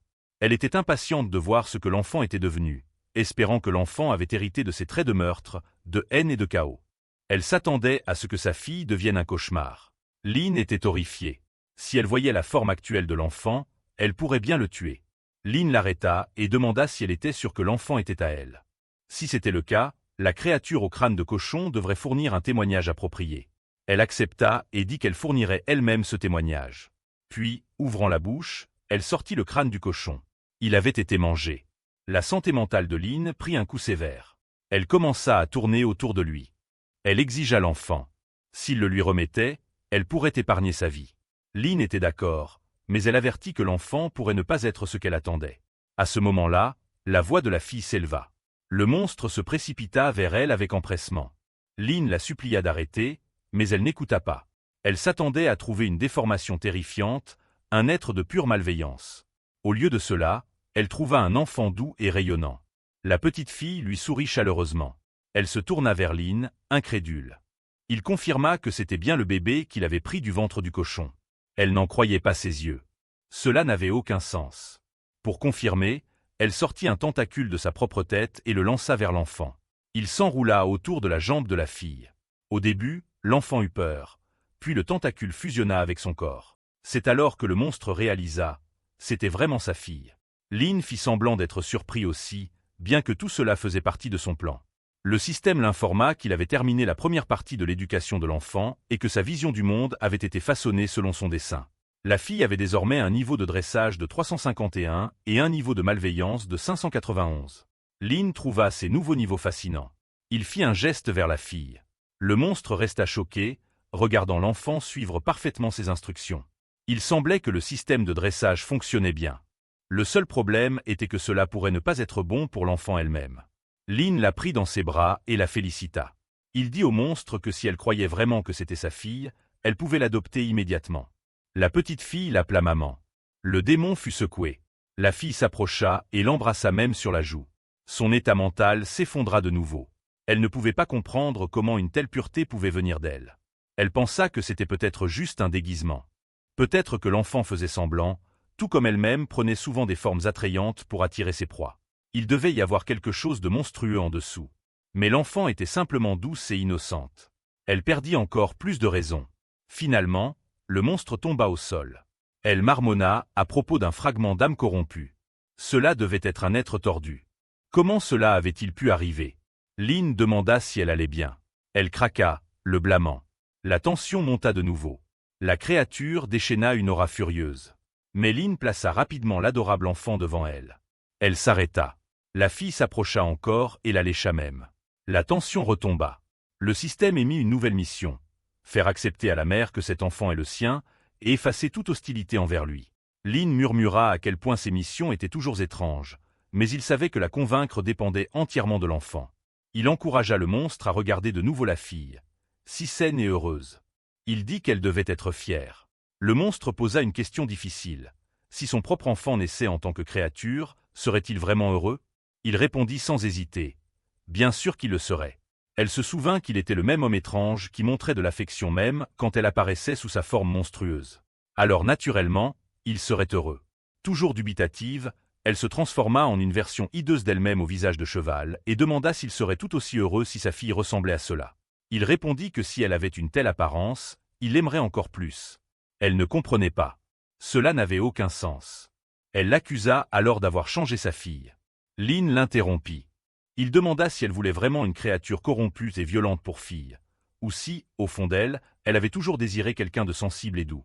La petite fille appela de nouveau sa maman et rougit même. Lynn gagna des points de confort supplémentaires. Il continua en disant qu'au fond de son cœur, elle voulait un enfant à l'âme pure. Mais en tant que créature des ténèbres, liée aux traditions de son espèce, elle ne s'était jamais permis de l'admettre. Elle lui cria d'arrêter de dire des bêtises et tenta de l'attaquer de nouveau. Mais il leva l'enfant devant elle. La fille sourit avec une joie pure. Et une fois de plus, le monstre tomba à terre. Lynn sourit pour lui-même. Il savait maintenant exactement comment la gérer. Lynn essaya de raisonner avec elle. Au fond d'elle, elle devait savoir qu'il disait la vérité. Mais elle lui dit d'arrêter, elle en avait assez de ses divagations. Pourtant, il insista. Il dit qu'elle ne pouvait plus le cacher. Il remarqua comment, lorsqu'elle était sous sa forme humaine, sa posture, ses mouvements, et même la façon dont elle regardait les gens était remplie d'un charme naturel. Ce n'étaient pas des choses qu'on pouvait feindre. Il croyait qu'au fond d'elle, elle voulait vraiment être belle. Elle rougit, mais s'avança quand même vers lui, prête à frapper. Il attrapa son poignet et lui demanda calmement d'écouter. Il se rappela qu'elle avait dit qu'elle utilisait sa forme monstrueuse pour attirer ses proies, mais il souligna que les humains étaient très rares dans ce monde. Pour quelqu'un comme lui de tomber amoureux d'elle était déjà quelque chose de spécial. Il dit que ces deux formes l'attiraient également, mais que ce n'était pas le sujet. Si elle avait pris une telle forme dans un monde sans humains, alors peut-être ce n'était pas pour chasser, mais parce qu'elle-même cherchait la beauté. Elle resta sans voix. La tensión chuta dràsticament. Il lui dit que même en tant qu'esprit sombre, chercher la beauté n'était pas quelque chose de honteux. Pour lui, elle était belle non seulement à l'extérieur, mais aussi parce qu'elle rayonnait d'une chaleur, d'une féminité, plus humaine que la plupart. La tension diminua encore davantage. Il suggéra qu'elle s'était peut-être trop attachée à l'enfant, c'est pourquoi la petite fille, née d'elle, était si adorable. Bien sûr, Lynn mentait effrontément. L'enfant était mignonne parce qu'elle représentait le côté purifié de l'âme du démon. Il décida d'insister. Il lui demanda comment un simple humain comme lui pouvait transformer une créature du mal en une fille aussi douce et belle. C'était clairement impossible. Il fit semblant d'être modeste, prétendant avoir acquis son charme par l'expérience. Elle rougit encore plus. Il poussa doucement l'enfant vers elle et lui dit d'accepter le cadeau qui lui avait été envoyé d'en haut. Qui pourrait ne pas aimer une enfant aussi innocente?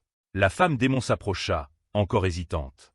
Lynn demanda ce qu'elle en pensait maintenant. Elle répondit que peut-être, juste peut-être, il avait raison. Sur ce, la mission fut considérée comme accomplie. Il avait survécu pendant une demi-heure et gagné de nombreuses récompenses, des pièces, des objets, et une augmentation d'1% de l'attraction de toutes les femmes. Lynn remit l'enfant et lui dit de lâcher ses obsessions sombres et d'embrasser sa fille. La femme avait maintenant l'air beaucoup plus humaine, plutôt comme une fille alternative cool avec des tatouages partout. Lynn l'encouragea à arrêter d'hésiter et à prendre sa fille. Elle tenait l'enfant, et la petite la lécha doucement. Submergée, elle dit qu'elle n'avait jamais imaginé ce que c'était que d'être mère. Les sentiments d'affection et de joie étaient nouveaux pour elle. Elle admit qu'elle ne voulait pas les ressentir, mais d'une certaine manière, elle les aimait. Lynn expliqua que c'était ainsi que se ressentait la vraie joie. Cela pouvait être inhabituel, mais c'était normal pour une mère pour la première fois. Il le compara à un premier moment intime, étrange et incertain au début. Elle secoua la tête, incrédule, et le traita de démon à la langue bien pendue. Elle était sûre qu'il avait changé sa fille pendant leur temps ensemble. Puis elle ajouta que, puisqu'ils étaient voisins, un jour elle pourrait être tentée de le dévorer en pleine nuit. La petite fille lui donna un autre léchage affectueux. La démone se tourna pour partir, le prévenant qu'elle reviendrait. Lynn lui dit de rester prudente et qu'elle était la bienvenue à tout moment. Il s'effondra dans une chaise, soulagé. Il réalisa qu'il devait sérieusement améliorer ses compétences de combat. Si quelque chose comme ça se reproduisait, il pourrait ne pas avoir autant de chance. Et avec elle qui pourrait lui rendre visite pendant la nuit, il devait se préparer. Au moins, le professeur revenait cette nuit-là, ce qui lui apportait un certain réconfort. Puis le système l'alerta qu'il avait acquis une capacité spéciale. Aura infectieuse, une compétence passive qui augmentait son taux de réussite lorsqu'il persuadait les autres et réduisait leur hostilité envers lui. Au moment où il activa la compétence, quelqu'un frappa à la porte. Il devint sérieux et ouvrit. Se tenant là se trouvait un homme à tête de squelette avec une créature puissante derrière lui. C'était le Chevalier Noir, un guerrier doté d'une puissance de combat incroyablement élevée et d'un désir implacable de combattre les forts. Lynn comprit rapidement qu'il s'agissait d'un autre boss de type élite. Le chevalier lui demanda de fournir des potions d'amélioration de combat et promit une récompense intéressante. Le système lui donna une tâche, préparer suffisamment de potions adaptées pour satisfaire le chevalier. Lynn l'accueillit avec panache, affirmant que sa boutique était la meilleure de toute la vallée des âmes. Le chevalier fit remarquer que c'était probablement la seule boutique dans un rayon de plusieurs centaines de kilomètres. Lynn expliqua que ses concurrents avaient fermé parce que ses potions étaient tout simplement meilleures. Il posa plusieurs potions sur la table et demanda quel type le chevalier voulait. La potion de force était un best-seller. Le chevalier l'essaya. Mais il a immédiatement claqué la bouteille sur la table, la traitant de poubelle. Il a affirmé que son effet sur sa puissance était pathétique. La tension commença à monter. Lynn essaya de le calmer et proposa une autre potion. La potion berserkée de niveau maximum, qui augmentait considérablement la puissance mais plongeait l'utilisateur dans un état de frénésie. Le chevalier la prit et but. Lynn pensait que celle-ci ne pouvait pas échouer. Mais alors, slam! Un autre refus. Le chevalier déclara que cette potion n'était utile que pour les faibles. Chaque potion que Lynn proposa ensuite fut rejetée. La tension atteignit 20%, puis 30%, puis 40%. Finalement, il montra la meilleure potion qu'il avait. Même celle-là ne reçut qu'un commentaire disant qu'elle était inspirée, mais rien d'impressionnant. La tension monta à 60%. Le chevalier devenait furieux, serrant les poings. Il accusa Lynn de lui faire perdre son temps et de ne pas avoir de potion décente. La crise était maintenant à 91%. Lynn réalisa qu'il allait être attaqué. Le chevalier saisit son épée, 97, 98 sur le compteur de crise. Lin demanda rapidement juste un instant. Il affirmait avoir une potion restante qui satisferait sûrement le chevalier. Elle devait être préparée fraîche. Le chevalier demanda quel genre de potion c'était. Lin répondit que si elle échouait, le chevalier pouvait aller de l'avant et le tuer. Le chevalier accepta, lui donnant 30 minutes pour la préparer. Lin décida de fabriquer une potion de frappe critique, une formule rare du système qui augmentait drastiquement le taux d'attaque critique de l'utilisateur. Il y avait des effets secondaires mineurs, bien qu'il ne soit pas sûr de ce qu'ils étaient. Heureusement, il venait de recevoir tous les ingrédients plus tôt dans la journée, y compris un morceau rare de viande provenant d'une créature racine de haut niveau, une récompense d'une mission précédente. Il essaya de se rappeler comment l'ancien Blood Sao préparait les potions. Puis il se mit au travail, brûlant des herbes, lançant des poudres, mélangeant du mucus de limace, quelques dents de vampire et d'autres choses étranges. Il remuait tout cela dans le chaudron. Finalement, il produisit un lot de potions lumineuses. Il en plaça une devant le chevalier, confiant cette fois. Le chevalier demanda encore. Lin était-il sûr que c'était le meilleur qu'il avait? Lin acquiesça. Mais maintenant, tout dépendait de savoir si cela fonctionnerait réellement. Lin ne savait pas quel serait le résultat. Le chevalier ouvrit la potion. Elle dégageait une odeur terrible, mais il pouvait déjà sentir une étrange puissance monter dans son corps. Il se bouchait le nez et avala toute la bouteille d'un trait. Lin regardait en silence. Le chevalier brisa la bouteille et s'écria de joie. C'était la puissance qu'il cherchait. Il se sentait plus fort, comme si quelque chose de sauvage et primal s'était réveillé en lui. Il n'avait jamais rien vécu de tel, même pas dans les batailles les plus rudes. Il exigea de savoir quelle potion c'était. Lin l'appela sa potion spéciale d'attaque critique, faite uniquement pour quelqu'un comme lui. Le chevalier fut choqué de trouver une telle qualité dans un endroit aussi reculé. Il était confiant de pouvoir vaincre le chasseur de démons avec cela. Lin a averti qu'il pourrait y avoir un petit effet secondaire. Rien de grave, mais quelque chose à garder en tête. Le chevalier en rit. Avec une telle force, qui se souciait des effets secondaires. Mais juste à ce moment-là, une rafale de vent est entrée par la porte. Une rafale soudaine a emporté ses cheveux. Et le chevalier est devenu chauve. Il remarqua le visage choqué de Lin et demanda ce qui n'allait pas. Il contracta ses nouveaux muscles brillants et dit que ça en valait la peine. Lin, encore stupéfaite, balbutia, essayant de répondre. Il ne put que dire « patient ». L'effet secondaire s'était enfin manifesté. Au début, le chevalier noir affirmait ne rien ressentir. Mais ensuite il leva la main, toucha sa tête et se figea soudainement. Lui et Lin restèrent silencieux, les yeux fixés. Il réalisa que ses cheveux avaient disparu. Tombant à genoux, il demanda si c'était l'effet secondaire dont Lin avait parlé plus tôt. Le silence devint plus lourd jusqu'à ce que le chevalier se précipite en avant, furieux, prêt à attaquer. Lin lui rappela rapidement. Il avait dit plus tôt qu'il n'avait même pas peur de la mort. Alors, quelle importance de perdre un peu de cheveux. Il essaya même de le réconforter en disant qu'il était maintenant le guerrier chauve le plus fort qui soit. Un petit prix à payer pour une force aussi immense. Le chevalier resta en proie au conflit. Il se dit qu'en tant que guerrier, il ne devrait pas se soucier de son apparence. Mais ses longs cheveux convenaient vraiment à son esthétique sombre et mystérieuse. Pourtant, le pouvoir de la potion était indéniable. Il se sentait presque 2 fois plus fort. Après un instant, il s'approcha du miroir et prit une pose héroïque. Il décida que la calvitie était acceptable. La vraie force comptait plus que les apparences. Mais en regardant son reflet, il remarqua quelque chose d'étrange. Sa tête chauve n'était pas seulement lisse, elle brillait. Il le fit remarquer, se demandant pourquoi sa tête ressemblait maintenant à une lampe éclatante. Lin expliqua que cet effet secondaire lui donnait probablement une apparence unique et radieuse. Le chevalier, toujours en train de couvrir son crâne lumineux, demanda combien d'autres potions Lin possédait. Lin répondit qu'il en avait 10 de plus, y compris celles déjà utilisées. Sans hésiter, le chevalier exigea de toutes les prendre. Il ne se souciait plus des effets secondaires. Il menaça même Lin de ne pas faire traîner les choses. Peu après, il sortit en trombe de la boutique, la tête brillant sous la lumière.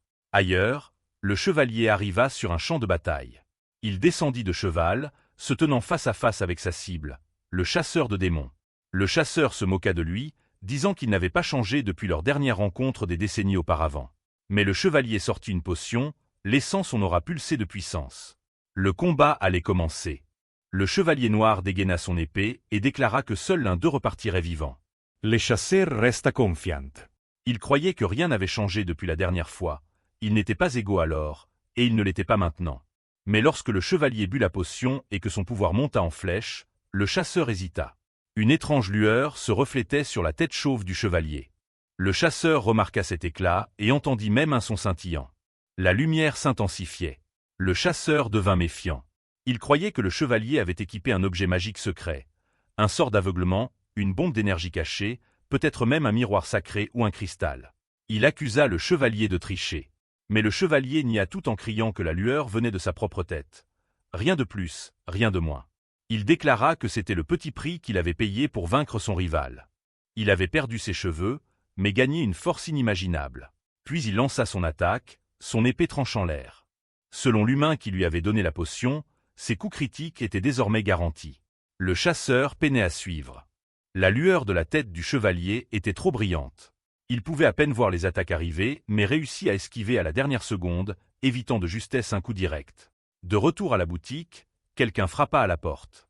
Lin ouvrit et trouva le chasseur de démons, gravement blessé et couvert de plaies. Lin fut surpris de la rapidité avec laquelle il avait été vaincu. Le chasseur s'effondra dans une chaise et dit qu'il paierait le double, qu'on le soigne enfin. Le système donna une mission à Lin. Le chasseur commença à expliquer ce qui s'était passé. Il dit qu'il avait affronté un ancien subordonné qui n'avait jamais réussi à le vaincre auparavant. Mais cette fois, chaque coup avait été un coup critique. Lin demanda une confirmation. Les coups avaient-ils vraiment été aussi efficaces?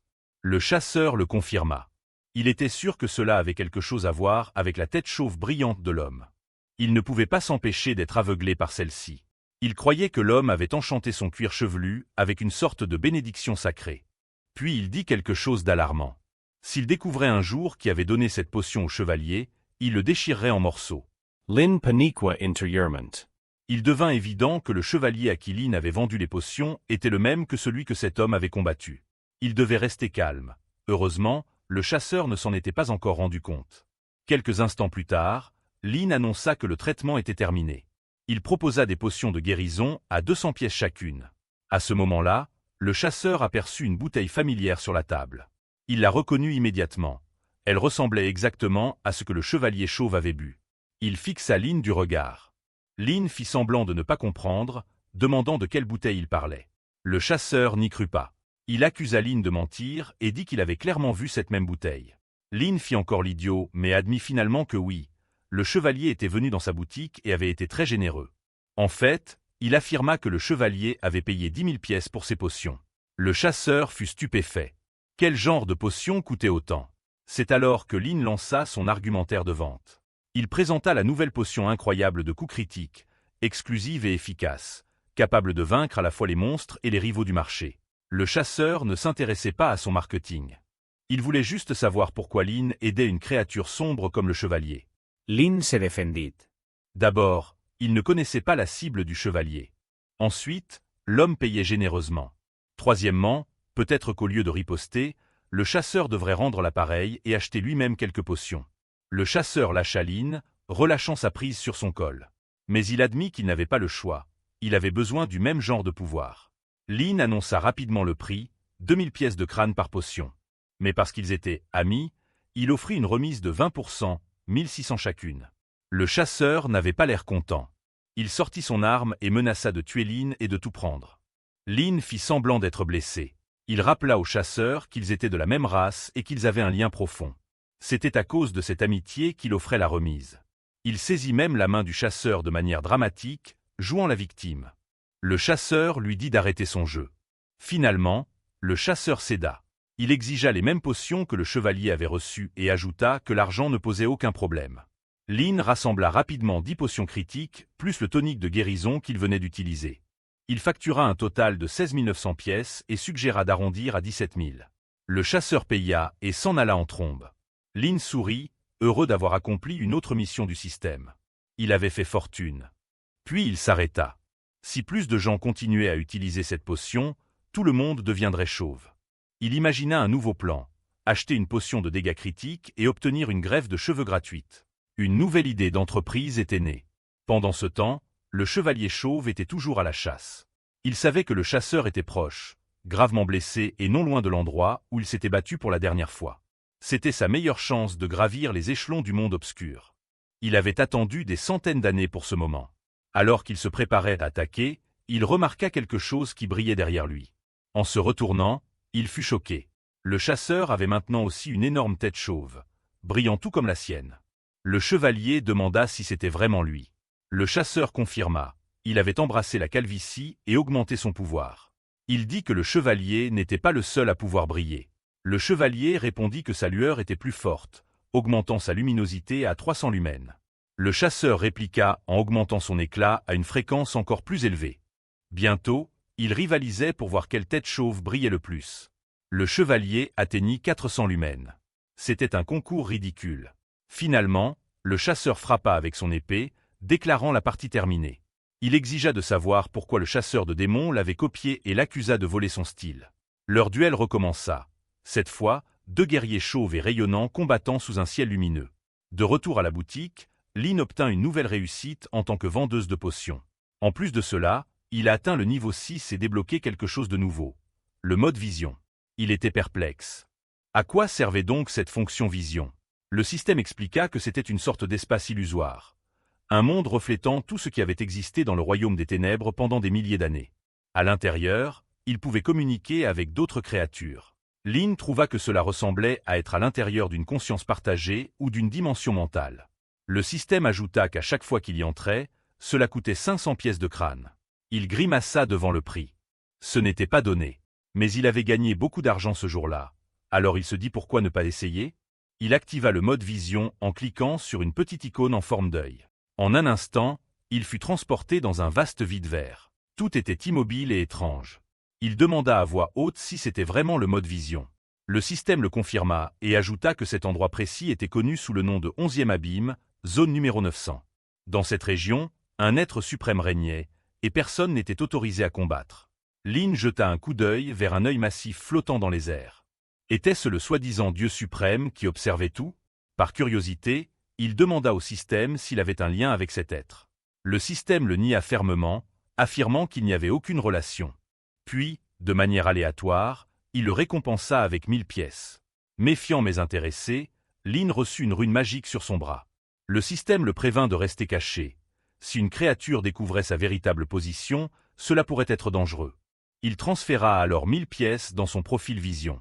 Son statut indiquait qu'il était un humain d'un autre monde, sans identité formelle, avec un niveau de danger moyen. Non loin de lui, seules quelques entités fantomatiques erraient. Soudain, un message apparut. Du sang avait été versé. C'était une alerte concernant une bataille qui se déroulait dans l'allée des fantômes, un duel entre le chasseur et le chevalier noir.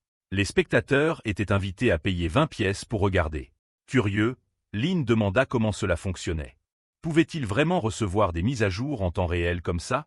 Il paya les 20 pièces et fut instantanément transporté dans une zone de visionnage. Maintenant debout dans l'allée des fantômes, l'expérience semblait étonnamment réelle. Il pouvait entendre les sons de la bataille résonner dans la rue. Il avança pour vérifier qui se battait. Effectivement, c'était le chasseur et le chevalier noir qui s'affrontaient à nouveau. Une mise à jour du système confirma leur classement. Le chevalier noir occupait la 171e place, tandis que le chasseur était à la 143e. Il y avait même une superposition de chat en direct. Les spectateurs commentaient avec enthousiasme, certains encourageants, d'autres riant. Une personne se plaignait de ne pas pouvoir se concentrer sur la bataille. Elle était trop distraite par les têtes chauves éblouissantes. Lynn fut surpris. Cela ressemblait exactement à regarder un live stream sur Terre. Il ne s'attendait pas à ce que le monde sombre ait une technologie aussi moderne. Mais si ce monde de vision pouvait être accessible par d'autres aussi, alors peut-être pourrait-il étendre son commerce ici. Il imaginait fournir une aide médicale ou vendre des potions directement dans cet espace virtuel. Pourtant, s'il pouvait y accéder, alors les supérieurs aussi. Peut-être que le patron devrait utiliser cet espace pour promouvoir la boutique. Il explora davantage et trouva une fenêtre de chat régional. Tout ressemblait vraiment à un jeu en ligne. Mais ensuite, il remarqua des conversations inquiétantes. Des gens partageaient des histoires étranges à propos de sa clinique. L'un prétendait avoir vu Lynn debout au-dessus de quelqu'un avec une tronçonneuse, le déchirant. Un autre mentionnait comment le docteur avait une fois enfoncé sa main dans leur gorge juste pour en sortir le bras d'une poupée. Lynn était horrifié. Pourquoi tout le monde dénigrait-il la boutique? Il fit défiler davantage et vit un post de la même femme fantôme qu'avant. On aurait dit qu'elle avait téléchargé quelque chose de similaire à une story sur les réseaux sociaux. Dans son post, elle avertissait qu'elle avait vu Lynn faire quelque chose d'étrange avec sa fille. Elle ne disait pas quoi. Mais clairement, elle ne lui faisait pas confiance. Lynn Paniqua. Maintenant, elle savait tout. Il quitta rapidement le monde de vision et retourna à la réalité. Il se précipita pour fermer la porte avant qu'elle ne puisse apparaître. Mais juste au moment où il allait la fermer, une main de femme passa à travers. Elle entra et le salua, lui demandant s'il fermait tôt. Lynn savait qu'il avait des ennuis. Il répondit qu'il ne se sentait pas bien et voulait se reposer. Elle ne le crut pas. Sa cote de popularité chuta instantanément. Elle posa une main sur son épaule, faisant preuve de sympathie. Elle dit qu'elle voulait seulement le remercier d'avoir pris soin de sa fille. Le compteur de crise monta à 79. Il essaya de minimiser, disant que ce n'était pas grave, juste quelque chose que n'importe quel médecin ferait. Mais avant qu'il ne puisse chercher une distraction dans sa poche, elle se tenait déjà de nouveau devant lui. Elle insista pour exprimer sa gratitude. La crise monta à 85, puis 94. La tension était palpable. Puis, soudainement, quelqu'un d'autre entra dans la boutique. C'était la vieille dame. Elle demanda à Lynn s'il se sentait encore malade. Il la salua poliment et lui demanda comment s'était passée sa journée. La vieille dame, parlant lentement, dit que peu de gens s'intéressaient encore à ces histoires. Mais ce que Lynn lui avait donné plus tôt l'avait vraiment touché.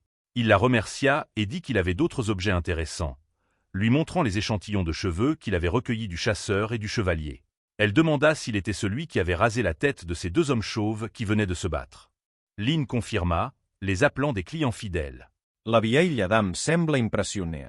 Elle dit que tout le monde dans Ghost Alley semblait d'une certaine façon lié à lui. C'était plutôt inspirant. Lynn dit que c'était un honneur pour lui d'aider quiconque en avait besoin. Il l'invita à entrer pour se reposer, et elle accepta. Privément, il poussa un soupir de soulagement. Son arrivée lui avait sauvé la vie. En même temps, il reçut une récompense du système pour avoir réussi à échapper à la malveillance de la femme fantôme, ainsi qu'une étiquette diagnostique le marquant d'une malédiction. La vieille dame regarda la femme étrange et demanda qui elle était. Lynn expliqua négligemment qu'elle était une voisine amicale et une cliente. La femme fantôme dit qu'elle ne resterait pas longtemps et ne voulait pas les déranger. Elle mentionna qu'elle préparait un repas spécial ce soir-là et voulait qu'ils viennent chez elle, au numéro 45. Elle s'assura qu'ils comprennent l'invitation, utilisant un regard séduisant pour clarifier ses intentions. Sa stabilité mentale chuta brutalement. Le système lui donna deux options de mission, accepter ou refuser l'invitation. Dans les deux cas, la survie était l'objectif. Après son départ, Lynn murmura entre ses dents, espérant ne jamais la revoir. La vieille dame le prévint d'être plus prudent. Les esprits comme elle ne pardonnaient pas facilement et le hantraient pour toujours s'ils étaient provoqués. Lynn la remercia et admit qu'il aurait été emporté sans son aide. Elle acquiesça. Sans lui, Ghost Alley n'existerait même pas. Mais elle précisa que c'était la dernière fois qu'elle interviendrait. Dorénavant, il était seul. Après son départ, Lynn fixa l'horloge. Le temps passait. Le patron n'était toujours pas revenu. Il ne savait pas quoi faire. Il faisait les 100 pas. Il pouvait essayer de rester à la clinique encore une fois et espérer survivre comme la veille. Mais cela semblait risqué. Rendre visite à la femme fantôme en robe rouge pourrait être encore pire. Il essaya de se calmer. Puis il décida de retourner dans le monde de la vision pour recueillir des informations. Immédiatement, il vit que la sorcière discutait avec la fille fantôme brûlée. Elle demanda si le garçon humain avait déjà été tué. L'autre répondit pas encore. Il avait été sauvé par la vieille femme. Mais elle l'avait invité à dîner. S'il venait, elle avait un petit spectacle préparé. Et s'il ne venait pas, c'était encore mieux. Lynn ferma la conversation, le cœur battant. La situation était mauvaise. Pourtant, il essaya de se rassurer. Ce n'était qu'un dîner. N'est-ce pas? Qu'est-ce qui pourrait vraiment mal tourner? Lynn sortit de la boutique, déterminé. Il s'équipa du mieux qu'il put. Au moment où il mit le pied dehors, des créatures maudites le fixèrent de toutes parts. Il augmenta rapidement ses statistiques de vitalité, espérant survivre à ce qui allait suivre, puis se dirigea vers la maison numéro 45. Lorsqu'il arriva, il appela, annonçant que son invité était arrivé. Personne ne répondit. À l'intérieur, la maison était silencieuse, mais remplie de corps étranges suspendus. Ils n'étaient pas morts, juste suspendus. Plutôt que d'être effrayé, Lynn les poussa distraitement, commentant qu'aucun d'eux n'était aussi beau que lui. Il continua à marcher jusqu'à atteindre la table à manger. Mais l'hôte était introuvable.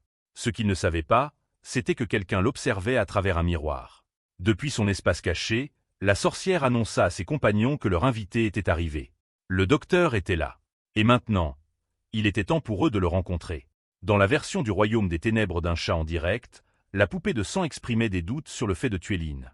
Elle croyait que si Blood Sao revenait, il chercherait certainement à se venger. Mais le fantôme brûlé n'était pas d'accord. Pour elle, Lynn avait causé trop de problèmes dans Ghost Alley et devait payer pour tout. Un esprit squelette demanda si le plan était de le tuer. La reine répondit que la mort serait trop clémente. Elle voulait le voir consumé par la peur avant qu'il ne meure, lui faire ressentir 100 fois la douleur qu'il avait causée à sa fille. D'un claquement de doigts, elle ordonna aux êtres maudits de sa maison de commencer. De retour dans la maison, Lynn était assis tranquillement, se sentant un peu somnole, attendant le mystérieux dîner. Puis, des chaînes descendirent, et les corps auparavant sans vie autour de lui commencèrent à bouger. Au début, Lynn pensa qu'il avait des hallucinations. Il se convainquit qu'il était impossible qu'une bande de cadavres ambulants vienne de tomber devant lui. Mais quand il regarda de nouveau, ils s'approchaient tous. Il se leva, ferma les yeux, et quand il les rouvrit, ils s'étaient encore rapprochés. Essayant de rester calme, il réalisa qu'il ne bougeait que lorsqu'il ne regardait pas. Il décida donc de ne pas cligner des yeux. Mais à mesure qu'il se rapprochait, cela devint impossible. Il cligna finalement des yeux. Soudain, l'une des créatures était à quelques centimètres de son visage. Les personnes regardant le stream étaient ravies. Cela ne pouvait être que la reine de sang. Elle savait comment provoquer une vraie terreur. Il supposait qu'il allait être mordu dès qu'il clignerait des yeux à nouveau. La reine les rassura en disant que ce n'était que l'entrée. L'horreur véritable n'avait pas encore commencé. Mais alors qu'elle s'attendait à une panique, Lynn inspectait calmement la bouche de la créature. Les spectateurs étaient complètement confus. Une personne remarqua qu'il avait retiré quelque chose de la bouche, un objet brillant. Il s'avéra que Lynn venait de sortir une dent en or. Les gens commencèrent à réaliser que la dent pouvait avoir de la valeur. Dans le monde humain, un tel or vaudrait beaucoup. Ainsi, Lynn ne paniquait pas, il chassait un trésor. La reine de sang insistait sur le fait qu'il ne faisait que prétendre être calme. Mais Lynn était totalement concentré. Il savait qu'il ne pouvait pas cligner des yeux. Pourtant, ses pensées étaient ailleurs. Il analysait les créatures, se demandant si leurs matériaux pouvaient être récupérés. Il plongea la main dans son manteau et sortit ses outils. Et tout le monde le regardait, se demandant ce qu'il allait faire ensuite. Puis, sans hésitation, il poignarda l'un des cadavres avec précision. Une onde de douleur traversa la reine de sang elle-même. Elle semblait la ressentir d'une manière spirituelle invisible. Et Lynn n'avait pas fini. Il continua à travailler sur chaque cadavre avec la même technique. La momie brûlée qui regardait le stream n'en croyait pas ses yeux. Lynn marchait calmement entre les monstres, agissant même comme s'il prenait du plaisir. Le chat explosa d'incrédulité. Les spectateurs commentèrent qu'il semblait en fait plus énergique après l'apparition des monstres. Maintenant, Lynn se tenait devant le suivant, croisant son regard. Il avait l'air excité, demandant silencieusement qui serait le prochain. La reine de sang en avait assez. Elle cria qu'elle mettrait fin à la malédiction et ordonna une attaque totale. Une autre créature se précipita, prête à le mordre. Mais Lynn était maintenant confiant. Un par un, les monstres tombèrent. Ils frappaient toujours au même endroit, comme un chirurgien. La reine était furieuse et humiliée. Les spectateurs étaient stupéfaits. Lynn avait l'air d'un héros. Certains disaient même qu'il était intrépide. Lorsqu'il atteignit la porte d'entrée, on aurait dit qu'il allait fuir. Mais alors un son étrange résonna. Familier, trop familier. Il ne fuyait pas. Il se préparait. Il avait sorti la scie électrique. Lynn acheva les derniers momies avec la scie. Mais chaque coup vidait sa stabilité mentale. Sa santé mentale déclinait. Le public du live stream ne savait plus quoi penser. Le fantôme brûlé commenta que la reine devrait utiliser des méthodes plus cruelles. Ce type était pire que son patron. Puis, une alerte système apparut. La poupée de sang avait atteint un niveau maximal de peur envers Lynn. Sa popularité dans le monde obscur montait en flèche. Lynn trouva cela étrange. Il vit beaucoup de noms familiers, mais aucun d'eux n'était présent ici. Il plongea la main dans son manteau, versa quelque chose dans un verre et but calmement. Apparemment, le vin était excellent. Pendant ce temps, la poupée suggéra qu'il était peut-être temps de laisser partir Lynn. Mais la reine de sang n'avait pas encore fini. Elle tira un levier, déclenchant la prochaine étape de son plan tordu. Lynn sentit quelque chose changer dans la pièce. Lorsqu'il se retourna, il vit une étrange peinture. Elle le regardait directement. Il s'approcha, se demandant pourquoi un tableau humain se trouverait dans une maison comme celle-ci. Puis les yeux du tableau commencèrent à bouger. Au moment où il s'en rendit compte, une main toucha son épaule par derrière. Il se retourna et vit une femme terrifiante et défigurée se tenant derrière lui. Malgré l'horreur, Lynn resta complètement calme. Tous les spectateurs du live stream admiraient qu'ils auraient déjà perdu le contrôle. La reine observait attentivement, attendant qu'il craque. Mais Lynn salua simplement le fantôme calmement, lui disant de ne pas s'inquiéter et l'invitant même à partager un repas. La fille fantôme s'approcha de lui pour le maudire. Mais Lynn s'en aperçut à temps et lui donna une gifle violente. Tous les spectateurs restèrent figés. La tête du fantôme vola. Lynn la ramassa doucement, la regarda avec soin et lui reprocha doucement de ne pas effrayer les gens ainsi. Puis il lui dit de se comporter. Le fantôme ne comprenait pas comment il pouvait la toucher. Elle était un esprit, une entité maudite. Comment cela était-il possible? Lynn expliqua qu'en tant que pharmacien et médecin, il devait constamment travailler avec des esprits. Il était constamment sous l'effet de potions spéciales qui lui permettaient d'interagir avec des êtres maudits. Sinon, comment pourrait-il pratiquer la chirurgie? Elle sembla l'accepter. Lynn se présenta et demanda s'il pouvait mieux se connaître. Le fantôme brûlé qui regardait le chat dit que quelque chose n'allait pas. Ce n'était pas un développement normal. La sorcière de sang se souvint de quelque chose d'important. Lynn était comme ça. Plus les choses devenaient horrifiantes, plus il s'intéressait. La fille fantôme a paniqué. Elle s'est ouverte le crâne, exposant son cerveau, pensant que cela finirait par lui faire peur. Mais Lynn s'est penchée avec curiosité. Il admirait ce qu'il voyait. Elle a crié et a essayé de s'échapper. Lynn a couru après elle et l'a attrapée avant qu'elle ne puisse disparaître dans un mur. Il lui a calmement dit qu'elle n'était pas du tout effrayante, et que si elle voulait savoir comment terrifier quelqu'un correctement, il pouvait lui apprendre. Le fantôme a demandé ce qu'il voulait dire par là.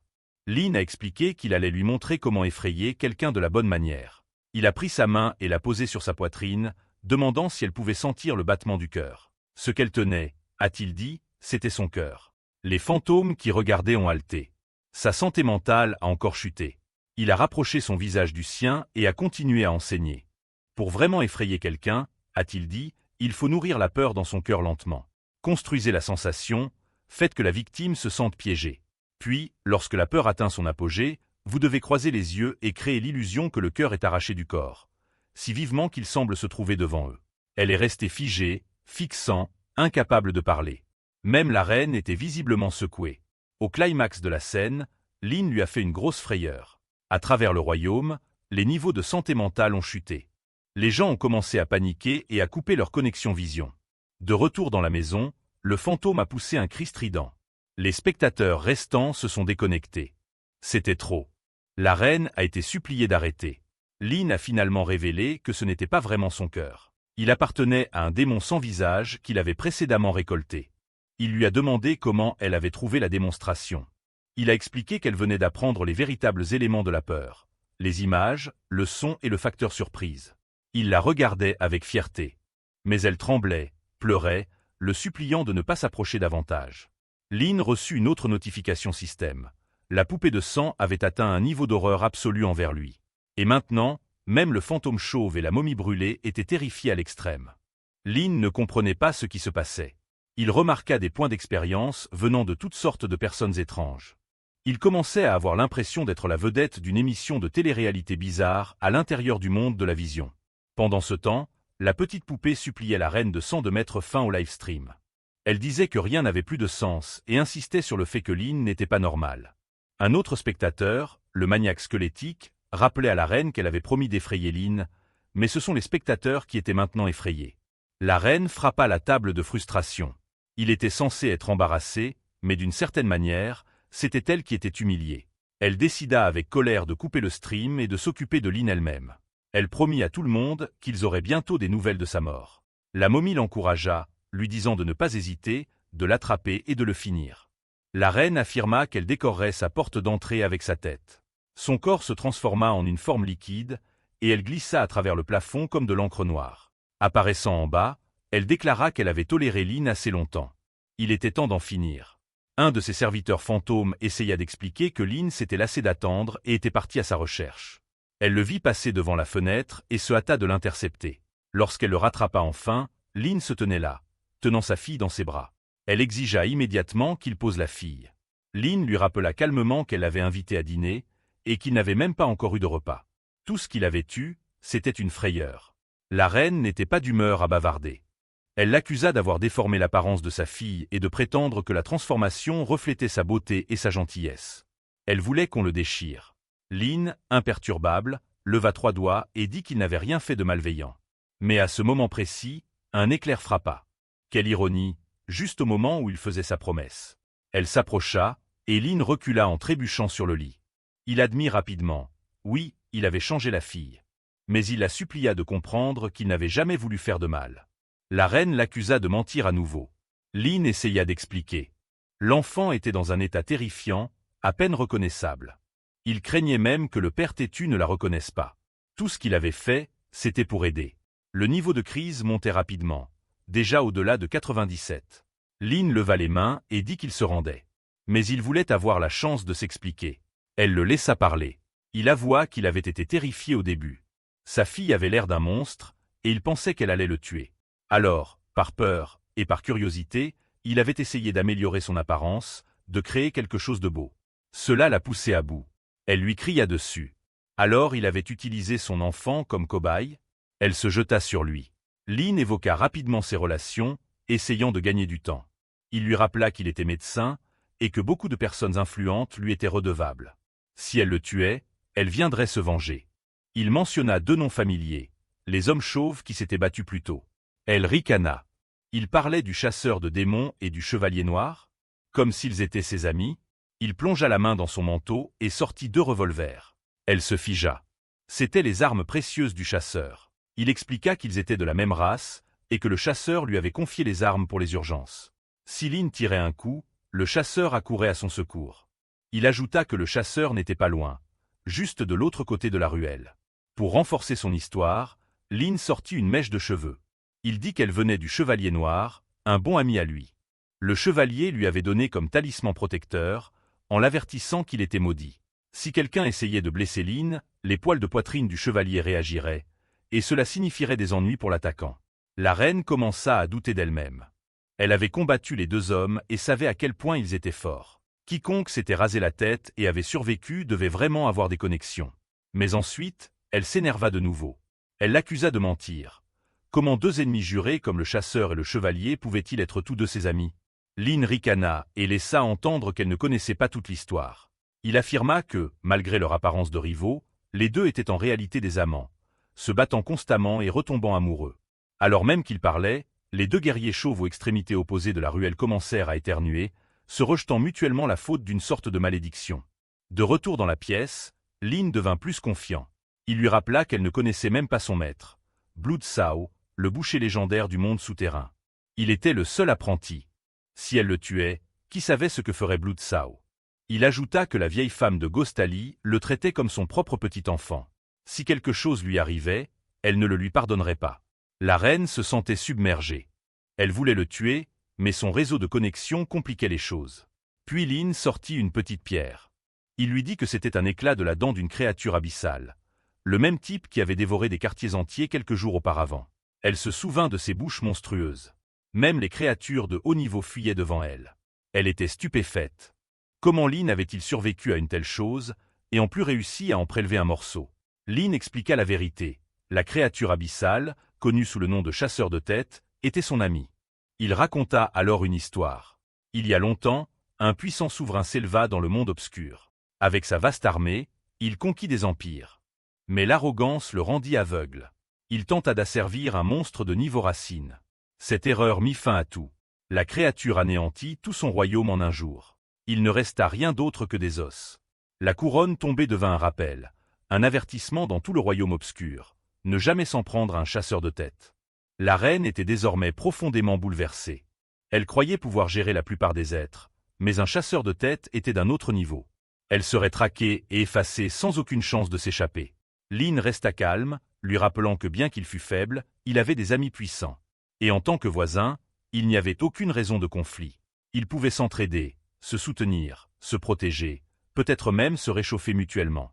Il lui offrit un sourire charmant, jouant encore une fois la carte du voisin innocent. Elle soupira. Ce même sourire encore. Il la désarmait toujours. Elle reprit sa forme humaine, disant qu'elle laisserait passer, juste cette fois. À l'avenir, elle pourrait encore le tuer. Mais pour l'instant, elle le tolérerait. Lin la remercia. Il admit que la plupart de ce qu'il avait dit le matin même était probablement des bêtises. Mais une chose n'était pas un mensonge. Elle possédait certaines qualités que d'autres esprits n'avaient pas. Rougissante, elle demanda ce qu'il voulait dire. Il s'approcha, complimentant la pièce.